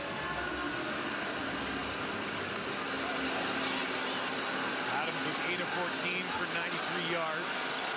Hatcher and Whitehead out to his right. Both of those guys eclipsing 1,000 yards receiving on the season in the first half. And this will be pushed ahead. Pretty good pickup on first down from the running back, Bruce Anderson. So any team, whether it's the BC Lions or the Calgary Stampeders that win that semi, we talk about, can any team beat the Bombers here at home in the West Final? They got to contain on defense Jackson Jeffcoat, who's back in the lineup, and Willie Jefferson. I mean, at the end of the day, those two guys will take over a game by themselves. That will be the goal of whomever comes out of that semifinal. That semifinal should be a doozy. They'll go back to Anderson here. He is wrapped up and taken down. It was Sales who got there originally, and then some help to finish him off. The one thing about this Bombers defense, and we've seen it for a few years now, they just continue to make big plays in key moments. They actually have the fewest sacks in the league this year, so maybe not as much pressure as we saw or at least the ability to get to the quarterback and finish these plays. Yeah, middle of the pack in interceptions as well. But when you look at the give takeaway category, pretty much most important, they're second. You know, and a plus 13. Calgary the only one better. Towering kick here. Grant's going to let it bounce. And go in. Now he's going to have to pick it up at the 3. 55-yard kick. A beauty there from Flintoff as he drops it in. And the Bombers will be backed up here. Just over 3 minutes gone in the third. Well, at halftime, another name up onto the Ring of Honor here at IG Field. Joe Poplawski joining a great group of names already up on the Ring of Honor. Hall of Famer, and now one of the great receivers in Bomber history, third all-time on their receivers yardage list behind only Milt Stegall and James Murphy. And I played against Joe, and I'm often asked about covering different receivers. What was it like to cover different receivers? To that in a sec. There's a receiver hauling it in. Now a little bit of a low pass, but he went down and got it. Now I was a safety, so I didn't cover one-on-one all that much. But when I always felt it was tough to cover guys that were great route runners. That's Tom Clemens, by the way, and there's Poplawski, and I think this is Saskatchewan, and I believe I had a good ticket for that touchdown watching that from the end zone. But it's the route runners that were so hard, the deceptive guys, not necessarily flat out speed. That speed is kind of hard or easier to cover because you just turn earlier and then you're running with the receiver. A guy that could route run like Poplawski was just impossible because he turns you inside out. You know, all the different moves and the great speed and toughness. Congratulations to Joe Poplawski and his family. Brian Kelly was very similar. Brian Kelly was a nightmare to cover. I bet you his 40 time was forever. But try and cover Brian Kelly or Joe Poplawski. Augustine pushing it ahead, lunging out. There's a flag on the play. Poplawski, I was reading up, said he was acquired via trade from Edmonton. Won Rookie of the Year, most outstanding rookie in '78, two-time most outstanding Canadian as well. Yeah, we've had a couple of those this year where we say that GMs must look at some of those trades and go, oh, man. Major foul, face mask, BC. Number 91. It's a 15-yard penalty from the end of the play. Teams it's back a first down. Yes, they did. A nice find for the Bombers there, obviously, in the Poplawski trade. Yeah, there's a face mask call, but this has got the Winnipeg Blue Bombers a successful drive because remember, this started, even if it doesn't end in points now, this drive started on their own 7-yard line. You think we'll see Drew Brown in this game at some point? Does he get the fourth quarter, or is this his Prukop's game? Brown already had one, right? So it's a good question. There's Prukop. He's going to look down the field for Schoen. Tried to get back to it, and it falls incomplete. No flags on the play. Working against Gary Peters, defensive nominee this year for outstanding defensive player for the Lions. Yeah, see Gary Peters is one pick back of the lead. Jamal Peters in Toronto has the lead in interceptions with 6 on the season. Peters is at 5. Gary Peters. He wanted a flag there. And he wanted a flag because he thought Schoen kind of grabbed him very slightly, pulled him past. Well, he got both hands on that arm and helped him through, I guess we could say. And he stays on his feet, takes it down inside the 45-yard line. How about that nice lean from O'Leary Orange to catch this in stride and lean up the field as he's catching it. Just caught that and then turned it up the field. Extra 10 yards. Big guy. He's got that Schaefer Baker type build with the Riders. You know, 6'4", 6'5", 205, 210 pounds. Another Schaefer Baker, another nominee. Outstanding player award. Prukop turns this one right up the middle, off to the races. Taken down after picking up a the Lions 30, a 14-yard scamper for Prukop. Yeah, now they're in field goal range. So worst case scenario, Bombers looking at a field goal here. Boy, that's an interesting play to turn your back completely to the defense, hide the football, and then spin out of it on a quarterback draw. But now with field goal range, it goes from a good drive to a great drive, and if they can finish with a major, outstanding drive. Prukop's got 39 yards on the ground on 4 carries. This time they'll give it to Augustine. A nice burst and a big pickup on first down again for the Bombers. Chalk up 9 more. You know, I'm seeing a lot of looks that we haven't really seen from Buck Pierce as far as the play calling and just the type of runs we're seeing. Like that spin from Prukop on that last quarterback draw the play before. I haven't seen that from the Bombers. A couple of reasons. The Bombers had the bye week, so they could add to the plays, add to the playbook a little bit. But also, you can add a couple of plays that get teams scouting. So whomever comes out of the semifinal is going to look at this video and go, hey, we got to defend against that play too. When Prukop gets in the game, and they'll mix him in. They'll mix him in a little bit, even when Kolaris is good to go for a full game. You'll see a little steady dose of Prukop along the way. Some great coordinators in this league, and one of the best that's settled in so nicely into that job. He's the quarterback coach here before he took over as the OC for Paul LaPolice, and he and the working relationship with Zach Kolaris just as good as it gets in pro football. Gets on that head coach radar, doesn't he? Oh, yeah.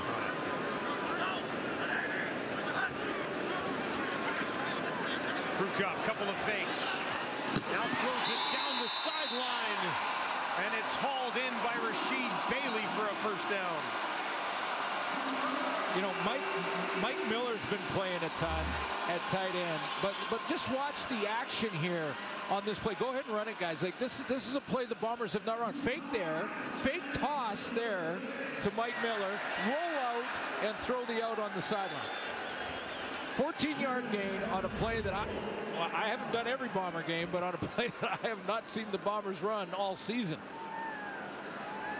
And what a drive this has become from their own 7-yard line. 10th play of the drive, basically gone the entire field. Right ahead with Augustine trying to push through, and the Lions say no. Multiple whistles, nobody's listening to them. It's like the opposite of a tug of war. two 12 guys pushing one way, 12 guys pushing the other. Watch Mike Muller. He gets a kickout block, then he sees the pile and he jumps in there and tries to push. Did he cross the plane? No, I don't think he got the ball there. There's Miller. He kept going though. They're back and forth, right? Well, here comes Willie Jefferson back at wide receiver. Jefferson back into the game. It'll be second and goal from the BC 1. There it is, right there. Pushing ahead, trying to power it through. Are they in? Touchdown, Winnipeg. Miller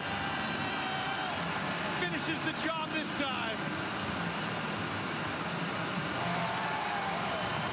Well, he got a couple of runs and they didn't get in because they got an offside call in the first half. Clearly they want to get a touchdown to their best special teams cover guy in Mike Miller.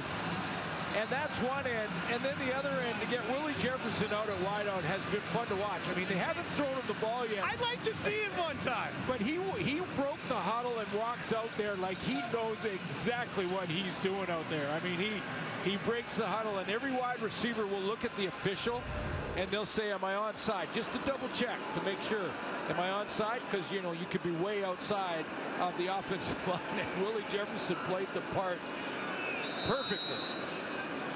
Second career touchdown for Miller.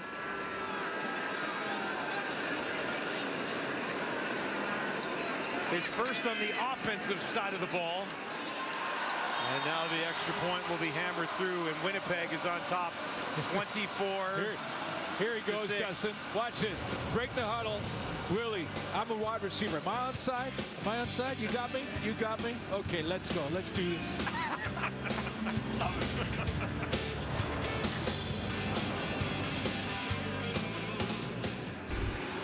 One of my favorite athletes in football. That tight end in the NFL.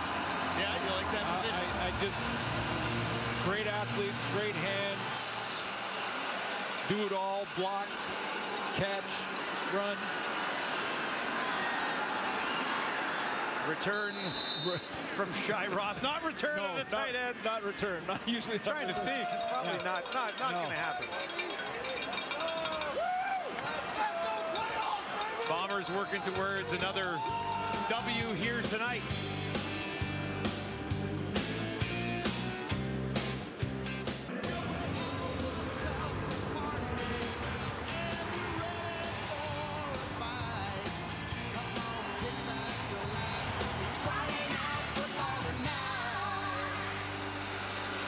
Final Friday night football trivia of the season. Who set the all-time receiving yards record on a Friday night? Completion to Hatcher. What do you think about that? This is one of those ones I think a lot of people can get without cheating. Is Googling cheating? Oh yeah, definitely, 100%. All right, you got to come up with this one off the top of your head. It's a lion or a bomber. Exactly. He's had a good season, but it's not Dembski. He's had a really nice season. I ain't doing nothing today.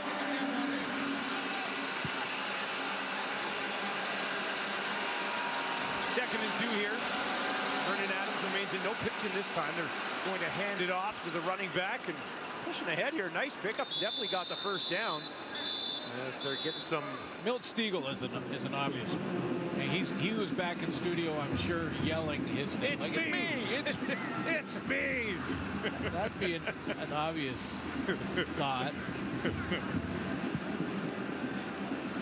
a look up on the Ring of Honor. Added Poplawski earlier tonight. There's a few Stiegel jerseys kicking around the stadium. After the first down, they work from their own 54.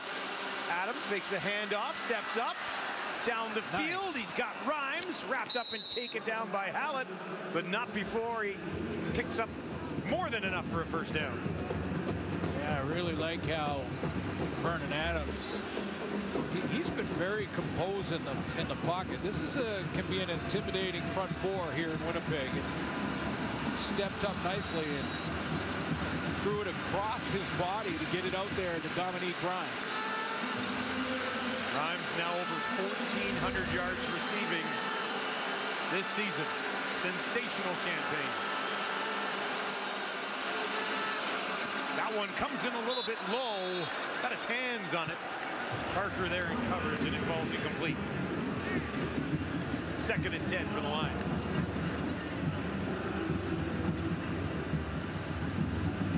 Second 1,000-yard season for Rhymes.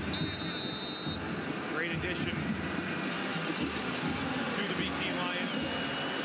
Putting up a 1,400-yard campaign on this side of the ball. Then you got 83 over on the Bombers side. 1 and 2. 1 and 2. I wonder if Dalton Schoen is checking Dominique Rhymes' yardage total. 4 options to the right for Adams. He's going to go to the left. And that is broken up and batted down by Rose, working against Alexander Hollins. Yeah, great knockdown. I mean, again, Hollins runs this out, and he's just going to turn to the sideline. Look at Rose in that nice back pedal, inside position. Defense against the deep route, and then breaks out of that and comes around with the knockdown. It's outstanding corner play in one-on-one coverage for Winston Rose. Hollins trying to make an impact here, make an impression, maybe have a job next year with the BC Lions, getting an opportunity to do that tonight. Sean White, 2 for 2. He's made from 37 to 19. This one left hash from 44. And once again, money. Sean White knocks it home, over 90% on the season. Best in the league this year. Nathan Rourke and Zach Collaros. For more on their relationship, let's send it down to Farhan Lalji. Yeah, maybe a budding relationship, and there's certainly been a lot of debate about whether or not Rourke should be considered for one of the two major awards he's a nominee for, the Top Canadian and the MOP. 2 weeks ago, before the Lions and Bombers played, I was speaking to Rourke before the game, and Collaros came up and joined us. Rourke looked at him and said, "You've got my vote." And you get the sense these two men have a pretty good relationship for each other, even though pretty good respect for each other, even though they don't know each other that well. Rourke said to me, he's got what everybody wants. He's playing the game at such a high level at this stage of his career. And Collaros, for his part, really likes the way that Rourke has handled himself, both off the field and on. And I said to him, I said, did it bother you that he got that much attention, even though you're the two-time Grey Cup champion and the reigning MOP? He's like, no, he can have it. But if he thinks he's getting a lot of attention in Vancouver, he should try walking the streets at some point in Regina and see what the attention looks like there. And if you know Rourke, he's not overly comfortable with the media, but as you saw at halftime with me, he's getting there, guys. He's getting there. And you know, he could be walking around here, too, with the fans. Well, it's somewhere Cody Fajardo's watching and going, yes, I know what you're talking about. But he is getting more and more comfortable all the time, and we saw an example of that in that halftime interview when he turned to Farhan and went, "What do you think?" he's just a nice kid. I mean, he's a nice guy. And I'm going to just say that I think a generational player. I think his ability to read and react and get the ball out of his hands is something I've not seen in my time in the league. Drew Brown now in at quarterback for the Bombers. Waste no time. Down the field. Where's that one? Almost intercepted. Bounced off a couple of bodies and fell incomplete. Adrian Green had a decent crack at it. But that'll bring up third down. Well, I believe the target was shown down the field, and he was right in there in that number 2 spot. So let's take a look at him. He's just running a straight go, and he's running it on Jalen Edwards-Cooper at that halfback position, and it hits the back of Cooper and almost intercepted by Adrian Green. But a nice look back, didn't interfere with him. Oh, that close to your first career interception. Leggio gets it away. Ross takes it at the 22, 44-yard kick. Ross is forced out of bounds. Inside the 30. Let's get to your answer for Friday Night Football trivia. Was it Milt? It was not Milt. No, it was, well, let's just say another goat. Yep.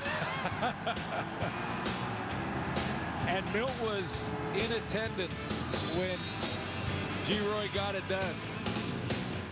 And now he's got some work to do in Edmonton. A little bit. GM of the Edmonton Elks. Working there with Chris Jones. They did get Dylan Mitchell and Kevin Brown signed a contract extensions this week. A couple of big pieces for them in the future. Here's former Edmonton Elk Bruce Anderson running it to the outside. Short pickup on first down. So clearly we've seen the last of James Butler in this game as well. It's very difficult for these coaches to try and rest a bunch of players in games like this, and especially, you know, the second half. But roster just doesn't really allow it, does it? You need guys to play. Rosters aren't big enough. We haven't seen Adam Bighill in the second half. Got the baseball hat on. 2nd and 7, final play of the third quarter. VA out of the pocket, on the run, and look at him go. Wow. Down to the 50 with a slide. Nobody anywhere around him. And he takes off for an easy 16 yards on the ground. Stepping in and taking over for Nathan Rourke, who got himself back into action tonight. Vernon Adams doing it through the air, this time for 16 yards on the ground. 3 quarters in the books at IG Field.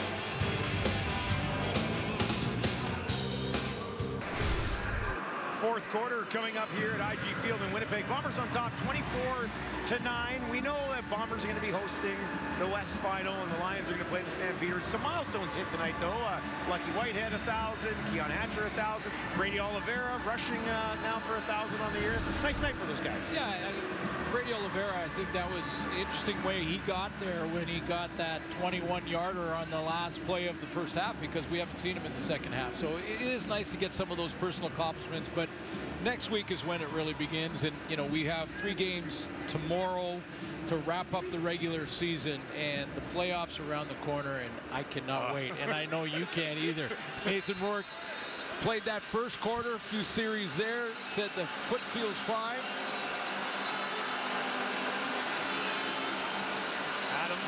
Lucky Whitehead broken up on the far side of the field by Ford again. He's made 3 or 4 pretty nice plays getting the start here today for Winnipeg. Yeah, now this is what you're worried about when you don't have a big roster. You don't have a big roster to have, you know, to be able to rest a bunch of guys, but this is the one you worry about because his knee goes down.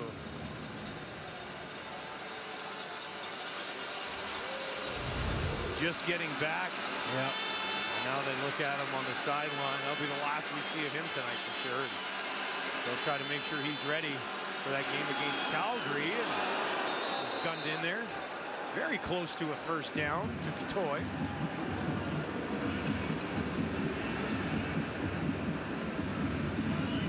Katoy was a little slow to get up as well. He's got a little bit of a limp here as they look at Lucky Whitehead on the bench. See that grimace? Yeah. A little bit of pain. Now they're going to come out and take a look. I think it was Katoy that went back down after being very slow getting up. Now he sits at midfield, and they're going to come over and look at his left leg. Trying to get out of this thing healthy are both sides in the game tonight. Here's another look at Katoy. Took a pop right on that left thigh. Ouch.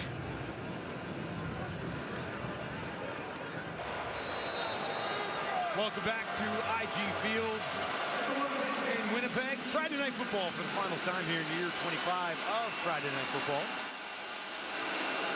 Lions getting a little banged up in receiver position here in the fourth quarter. Back-to-back plays. Lucky Whitehead and Katoy coming out of the games. Katoy's up and walking around on the sideline. There he is, getting that left leg looked at, taped up a little bit.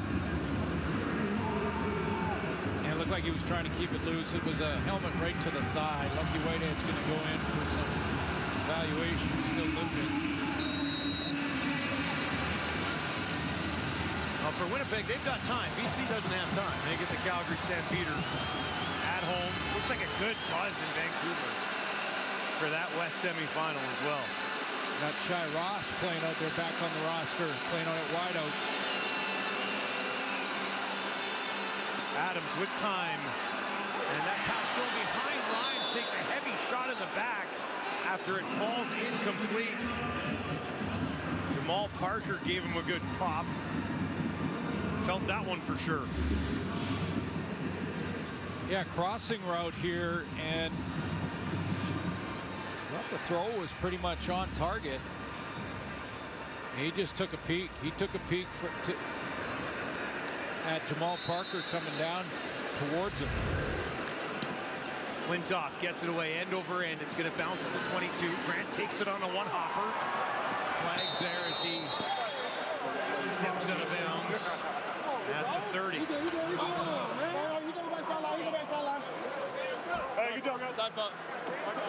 No yards, BC number 2. It's a 15-yard penalty. It's going to be first down. Looking at a nominee.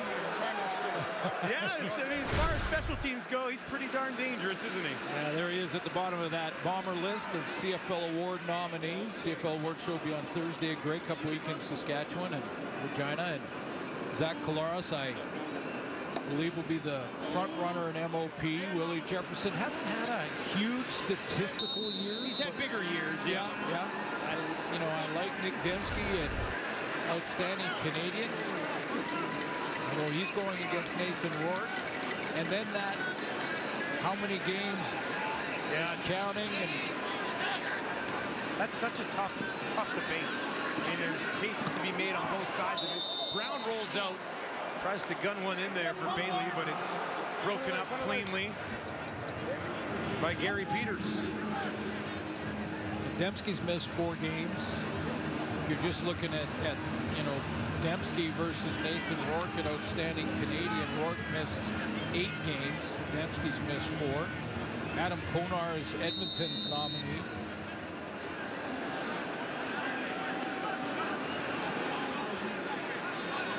Keon Schaefer-Baker, another option in the West. Yeah, and Cam Judge. Judge has had a really nice season. Brown looking for Bailey, and that falls short. Dropped incomplete at the 40, and that'll bring him 3rd down with just over 12 minutes remaining here in the 4th quarter.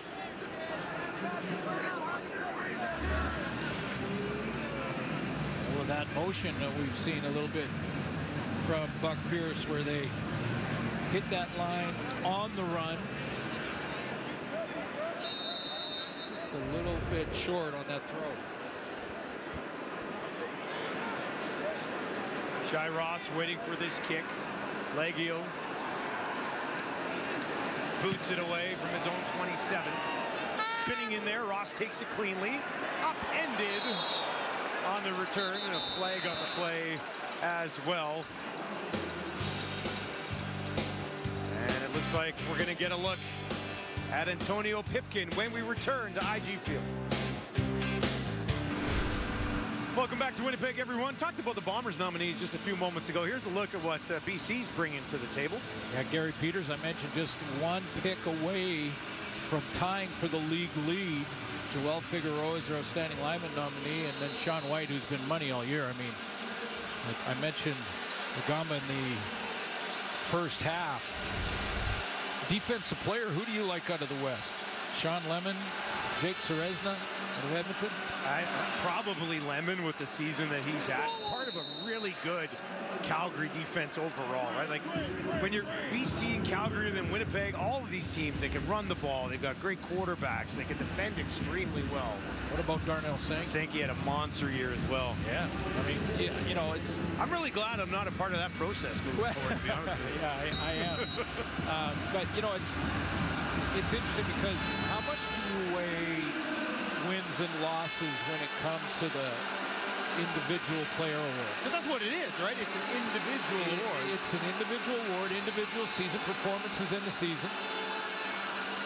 Pipkin comes up short, Shai Ross on the far side, and that'll be a quick 2-and-out here for the Lions. You know, Sankey had more tackles than anyone in the league, but Sean Lemon, 2nd in sacks, and you know, having a great year.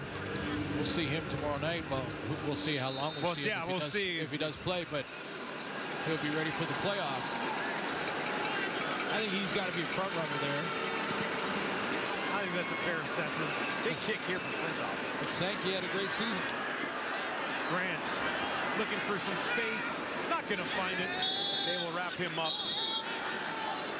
and take him down at the 40. Here's the other thing about the awards. If it's between an offensive guy and a defensive guy, like a receiver, like Keon Schaefer-Baker and Nick Dembski versus Gary Peters, something like that. Yeah. Or a Canadian DB or something. Like guess who wins? Guess who always wins? Oh, this is the defensive guy talking here. Well, Cam Judge, Canadian, right? Going up against Canadian receivers. That's the example. Okay. So Cam Judge against Keon Schaefer-Baker and Nick Dembski for Canadian. Cam Judge has a monster year. He leads the league in huge turnover plays on defense. That's all defenders, American or Canadian. And yet, whenever I think the voting happens and it goes between a DB and a receiver or a tailback or a quarterback, forget it, DB. Don't even think about it. I'm not sure you have to show up. Once again, I'm happy to not be involved in the process moving forward. And yes, I'm whining on behalf of DBs everywhere. Near side. Oh, he almost had it. Gary Peters almost had number 6. Come on, Gary. I needed that right at that moment. That would have been big. That would have been big for you right there, Glenn. I needed this, Gary Peters. Come on. Make my point on in the DB department. Oh. He's had a great year. TJ Lee's had a good year too. Had a pick six. He's not playing tonight. He'll be ready for the playoff game. Had a pick six a couple weeks ago against the Bombers. Marcus Sales has 4 interceptions this year as well. Touchdown. Yep. There you go. That's a 5. BC defense. They can play. Ross takes this in the far side. 51-yard kick. Wrapped up and taken down immediately. Nick Howlett had 11 special teams tackles on the season coming into the game tonight. You give him one more right there. Shai Ross going nowhere.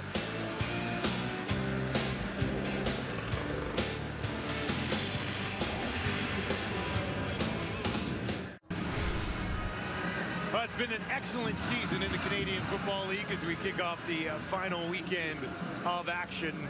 And we've done a lot of games, Glenn, and a lot of them have been thrilling this year. Yeah, that final 3 minutes has been outstanding this year. That's the best 3 minutes in any sport in the world, in my opinion. And to get there 61% of the time, just amazing. One possession games, final 3 minutes.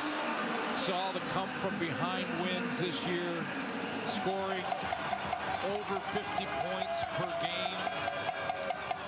Both teams average scoring up, quarterback play outstanding. And the Canadian influence has been great this year. I mean, world-class Canadian athletes like Nathan Rourke and Keon Schaefer-Baker and Cam Judge and guys that have a chance to play in their own backyard, play professional football. Great season. And the Bombers three-peat looming over all of it, right? Trying to slay the giant in the playoffs this year. They'll get it to Anderson out of the backfield, stumbling a bit, stays on its feet. And we've got a BC Lions first down. And that is the biggest one. The one you just mentioned is the biggest. I mean, it's been great regular season. Seen some outstanding performances, games down to the wire. A lot of the Bomber wins early in the season were one-possession games. They were finding different ways. The defense would come up with a big play. The special teams, Janarian Grant would come up with a big play. Zach Collaros created some magic offensively in the dying seconds or minutes. 9-0 at one point this season. A loss eventually here at home to Montreal. Keon Hatcher pick up another first down from the Lions. 7.5 minutes to play. Yeah, and that's, you know, that's when you look at the Bombers season. They lost to Montreal and they lost to Hamilton. Those are games that they still were fighting for first. That Montreal game, certainly. In that game against Montreal, that was a 3-point loss. They committed 4 turnovers, and this is what's been so good about this Bomber team. They're the most disciplined team in the league, fewest penalties. They've second only to Calgary in the giveaway takeaway category. They're putting points on the board and are third in that regard, over 30 points per game. So the question is, and I'm getting all week long, can this team be beat in the playoffs? I mean, my answer would be yes, because the other 2 teams in the West would be, you know, a Grey Cup caliber team any other year as well. Absolutely. Right? Both Calgary and BC. And think back to that. Okay, so Montreal beats them 2017 in a game that Winnipeg uncharacteristically turned the ball over 4 times. But including late. Right, but think back to the Calgary matchups with the Bombers. One possession games, final 3 minutes, all of them. And they took all of them. They found a way, right? And they found a way, and that's what championship teams do. And that's why they're poised to three-peat. But boy, it is going to be fun getting there. Man, I think I've been telling you for about 8 weeks now. I'm like, man, I can't wait till the playoffs in the West, because it does look like it's going to be 2 incredible football games, no matter how it sorts itself out. How much do you buy into they've done it? I know the Bombers tell us at the beginning of the year it's a new group. We haven't won a championship with this group because, you know, you got your Shones and some of these guys who haven't been here. But how much do you buy into the fact that they're the group that's done it? They're the group that's gone through it. How much of an advantage is it compared to the Lions or the Stands? Massive. Yeah, it's huge because they know how to prepare. They know what to expect. They know, you know, the demands that will be on them. If they do get to the Grey Cup, it's a completely different beast to handle the media. They get the home field advantage in the final. They're one game away from getting back to the Cup. Anderson takes it again, trying to find some room on the far side. Heavy collision. There's not a head in that helmet. Helmet came off. Pop out there on the outside.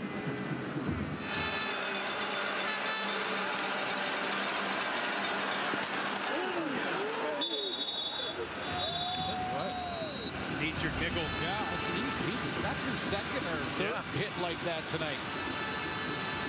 He hit Lucky Whitehead earlier in the game. There's a DB. Nominee? No, I'm just sorry.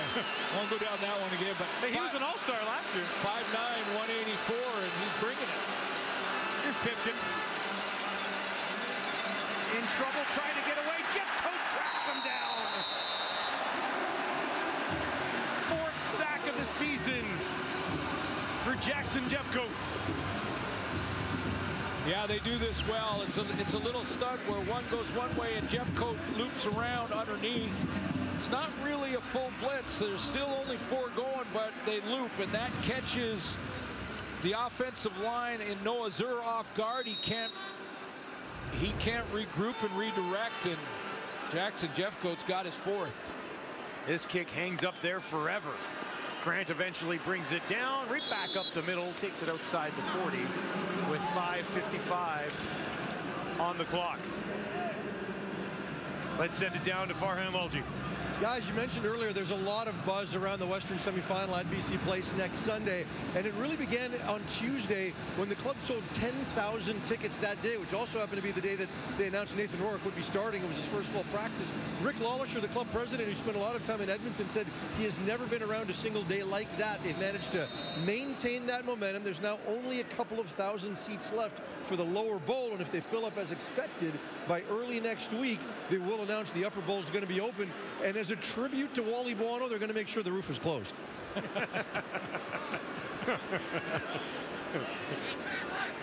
Oh, it should be a great atmosphere out there next weekend. You know, and Amar Dolman, we should mention, has done just an excellent job of engaging the fan base again. You know, it's going to take a long time to continue to do it and continue to be consistent with it, but you know, you drive up and down the streets of Vancouver right now, you see the Lions banners everywhere, off the street lights, all in downtown Vancouver. The last game of the regular season for them at home was 2 weeks ago against Winnipeg, and that was sold out in the lower bowl. It was announced during the game. You know, and that was a game where a lot of backups for the Bombers were playing, like Drew Brown. So, you know, I think he has really taken huge steps towards re-engaging that fan base. And you walk outside an hour or two before kickoff, and they are partying out there. I imagine that West Semi is going to be the exact same deal. Brown in trouble, and he is taken down. A number of BC Lions getting there. Guacha, Betts, Paladek, all in the mix. It's been a nice discovery, I'll say. I mean, that's not necessarily, I mean, the coaching staff for the Lions knew what they had, but Paladek got a chance to play early in the season and start because of the injury to Bola Combo, and really kept that starting job. Talked to him a couple of weeks ago about his time at UBC, and he did play defensive end quite a bit with the Thunderbirds as well. And he said, you know, they moved me down a little bit this year from his linebacker position. Doesn't have the typical build of a defensive end in the CFL, but played it a little bit in U Sports. Ross on the return takes it just outside the 40. We're talking a lot about the award nominees tonight. You're Glenn, and this is a big one for you. Yeah, it is. It's the Jake Goddard Veterans Award, and it is an award that's given to the Canadian in the league that best represents the men and women in the Canadian Forces, comradeship, perseverance, strength and courage, and community service. 21 winner was Chris Van Zyl, the Hamilton Tiger Cats, and there are your nominees for each team. Jake Goddard, one of the great commissioners in the Canadian Football League's history, and a World War II veteran. That'll be announced Grey Cup week as well. Get it to Anderson, and he just wrapped up Sales for that pretty decent game. Made sure he went nowhere. Maybe 2 yards. Might give him a couple hard yards on the play. I'll tell you what, if you're one of these young guys or backup guys that get limited reps, you know, you can open some eyes for future. The Peterman's in there, number 88. Like you're just putting reps on film, right? Exactly. That's the tape. Exactly. Ball's thrown to you, come up with a big catch, and the coach's attention. Get more playing time as your journey continues. 2nd and 8 for Pipkin. Pressure coming. Throws it far side. Mackey puts on the brakes. Nice move, and he'll get a first down just past midfield. He blew a tire with that move. He's got a great beard hidden underneath that helmet, doesn't he? Jake Goddard, nominee right there. On cue. Rose just enough to trip him up in midfield.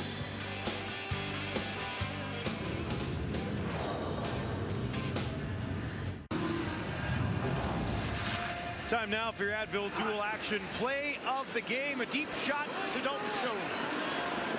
First half, Dalton Schoen. Nice catch over the middle and then gets it down to inside the 5-yard line.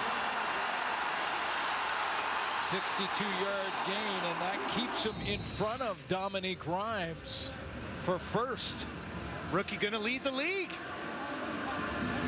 Last one to do it was Curtis Marsh back in 2000 for the Saskatchewan Roughriders. What a find for the Bombers. Like, you lose Kenny Lawler, you say, oh, we'll bring in Ellingson, and then maybe this Schoen kid can do something. And then he 16 touchdowns and very likely leading the league in receiving yards this season. Well, it was a race coming into this game tonight. First of all, they were 1 and 2, Schoen and Rhymes. And how much were they going to play, and would they get targeted and all of that? Rhymes is going to end up 40 yards behind him. Now, how much does Eugene Lewis and Tim White play in their final games tomorrow? Yeah, probably not a lot. Probably not a lot. Rhymes still has some time, but he's not even out there right now. So. It was like 8 seconds. 2nd and 4. Pipkin looked like that hit. Got knocked down on the way through, looking for Hollins, but it'll fall incomplete. 3rd and 4. And Flintoff will come out to kick this away. BC will get Calgary. 41-40 win in Calgary with Rourke. 31-29 win and a 25-11 loss in the 3 games that they played this year. Grant bobbles this, ends up out of bounds. We did get a look at Rourke tonight. Yeah, that was the major story coming in, was that he was back after missing 8 games and started this game tonight. Here are his throws early on. His recognition, excellent. Told Farhan at halftime that he didn't make any mental mistakes as far as where he was trying to throw the ball, and he still wants to get back in that groove as far as just angles and you know, spotting the ball to where he wants it. But the most important good news, I guess, if you're a BC Lions fan, certainly, is that when Farhan asked him how his foot felt, he said, fine. And he's been doing that all game. That's not because he hurt it anymore. It just... Part of the plan. Yeah, part of their plan for this one. Gets another week of practice, and we'll see. Chance to get even a little bit better from a health perspective. That game that he played against Calgary, was a phenomenal football game. 41-40, right down to the wire. If we get anything like that in the West semifinal, he threw for 488 that night. I'll pass out. That's it. Yeah, I know. No, this is our last Friday night of the 25th anniversary. Fun Friday nights this year. Yeah, just outstanding. It's really been a staple for Canadian football for 25 years, and some great moments, great athletic performances. Players have put on a show, and Friday night football became appointment viewing. I mean, it really did. Late Paul McLean, one of our producers at TSN, was a big proponent of it early on and got us started in it. And man, it's been fun. It's Friday night football. It's like appointment viewing. Yeah, across the country. 3rd and 2. Leggio handling all the kicking duties for the Bombers this year. He'll let this fly. Ross takes it at the 34. Right back up the middle, tripped up and taken down on the play once again. Well, Michael O'Shea will be the first Bomber coach in the team's history to lead the Winnipeg Blue Bombers to a 15-win season. And there have been some impressive names that have led this team. I would like to look back on, this league, one south of the border, on teams that go back to back, and then the following year set a franchise record for wins. Like that's what they've accomplished here with O'Shea. Like it's no question, and that's amazing. That's maybe one of the biggest names that have coached this historic and outstanding franchise. So congratulations for Coach O'Shea, 15 wins, and you know what he's thinking? Doesn't matter. Yeah. Well, I was going to say, like, no matter when we talk with O'Shea, and we talk with him every week before a game, he's the same this week as he was in week 1 and week 6 and week 10 and week 14. It's rather remarkable. Yeah, process, coach them all, make sure they're ready. Obviously, you have to have great players, and the Bombers have great players, but he has created a culture where they really do sincerely care about each other in the locker room, and that gives them advantage every night. I really believe that. How about Rourke and the Lions on the other side, heading home to face the Calgary Stampeders in the West Center? Well, Rourke looked good. He didn't look like he was all the way back, but he looked good. It's great that he is back in the lineup. And I'll tell you what, this playoff run in the West and East, it's going to be great on both divisions, but the Lions have some firepower. And how about getting our camera right on a Friday night in the huddle? That's how you wrap it up.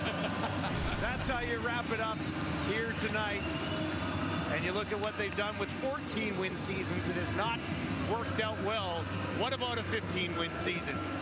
Remains to be seen. Can the Winnipeg Blue Bombers be beat? They'll be hosting in 2 weeks the Western Final. They were only beaten at home once this season, and now they have to win one more at home to have a shot at making it back to back Grey Cups. The road to the Grey Cup in the West will go through IG Field right here. Rourke and the Lions heading home to take on the Calgary Stampeders in what should be an absolutely phenomenal West semifinal next weekend. A franchise record, 15 wins for the Bombers. That's going to do it for us. We're sending it off to SportsCenter next. Good night from Winnipeg.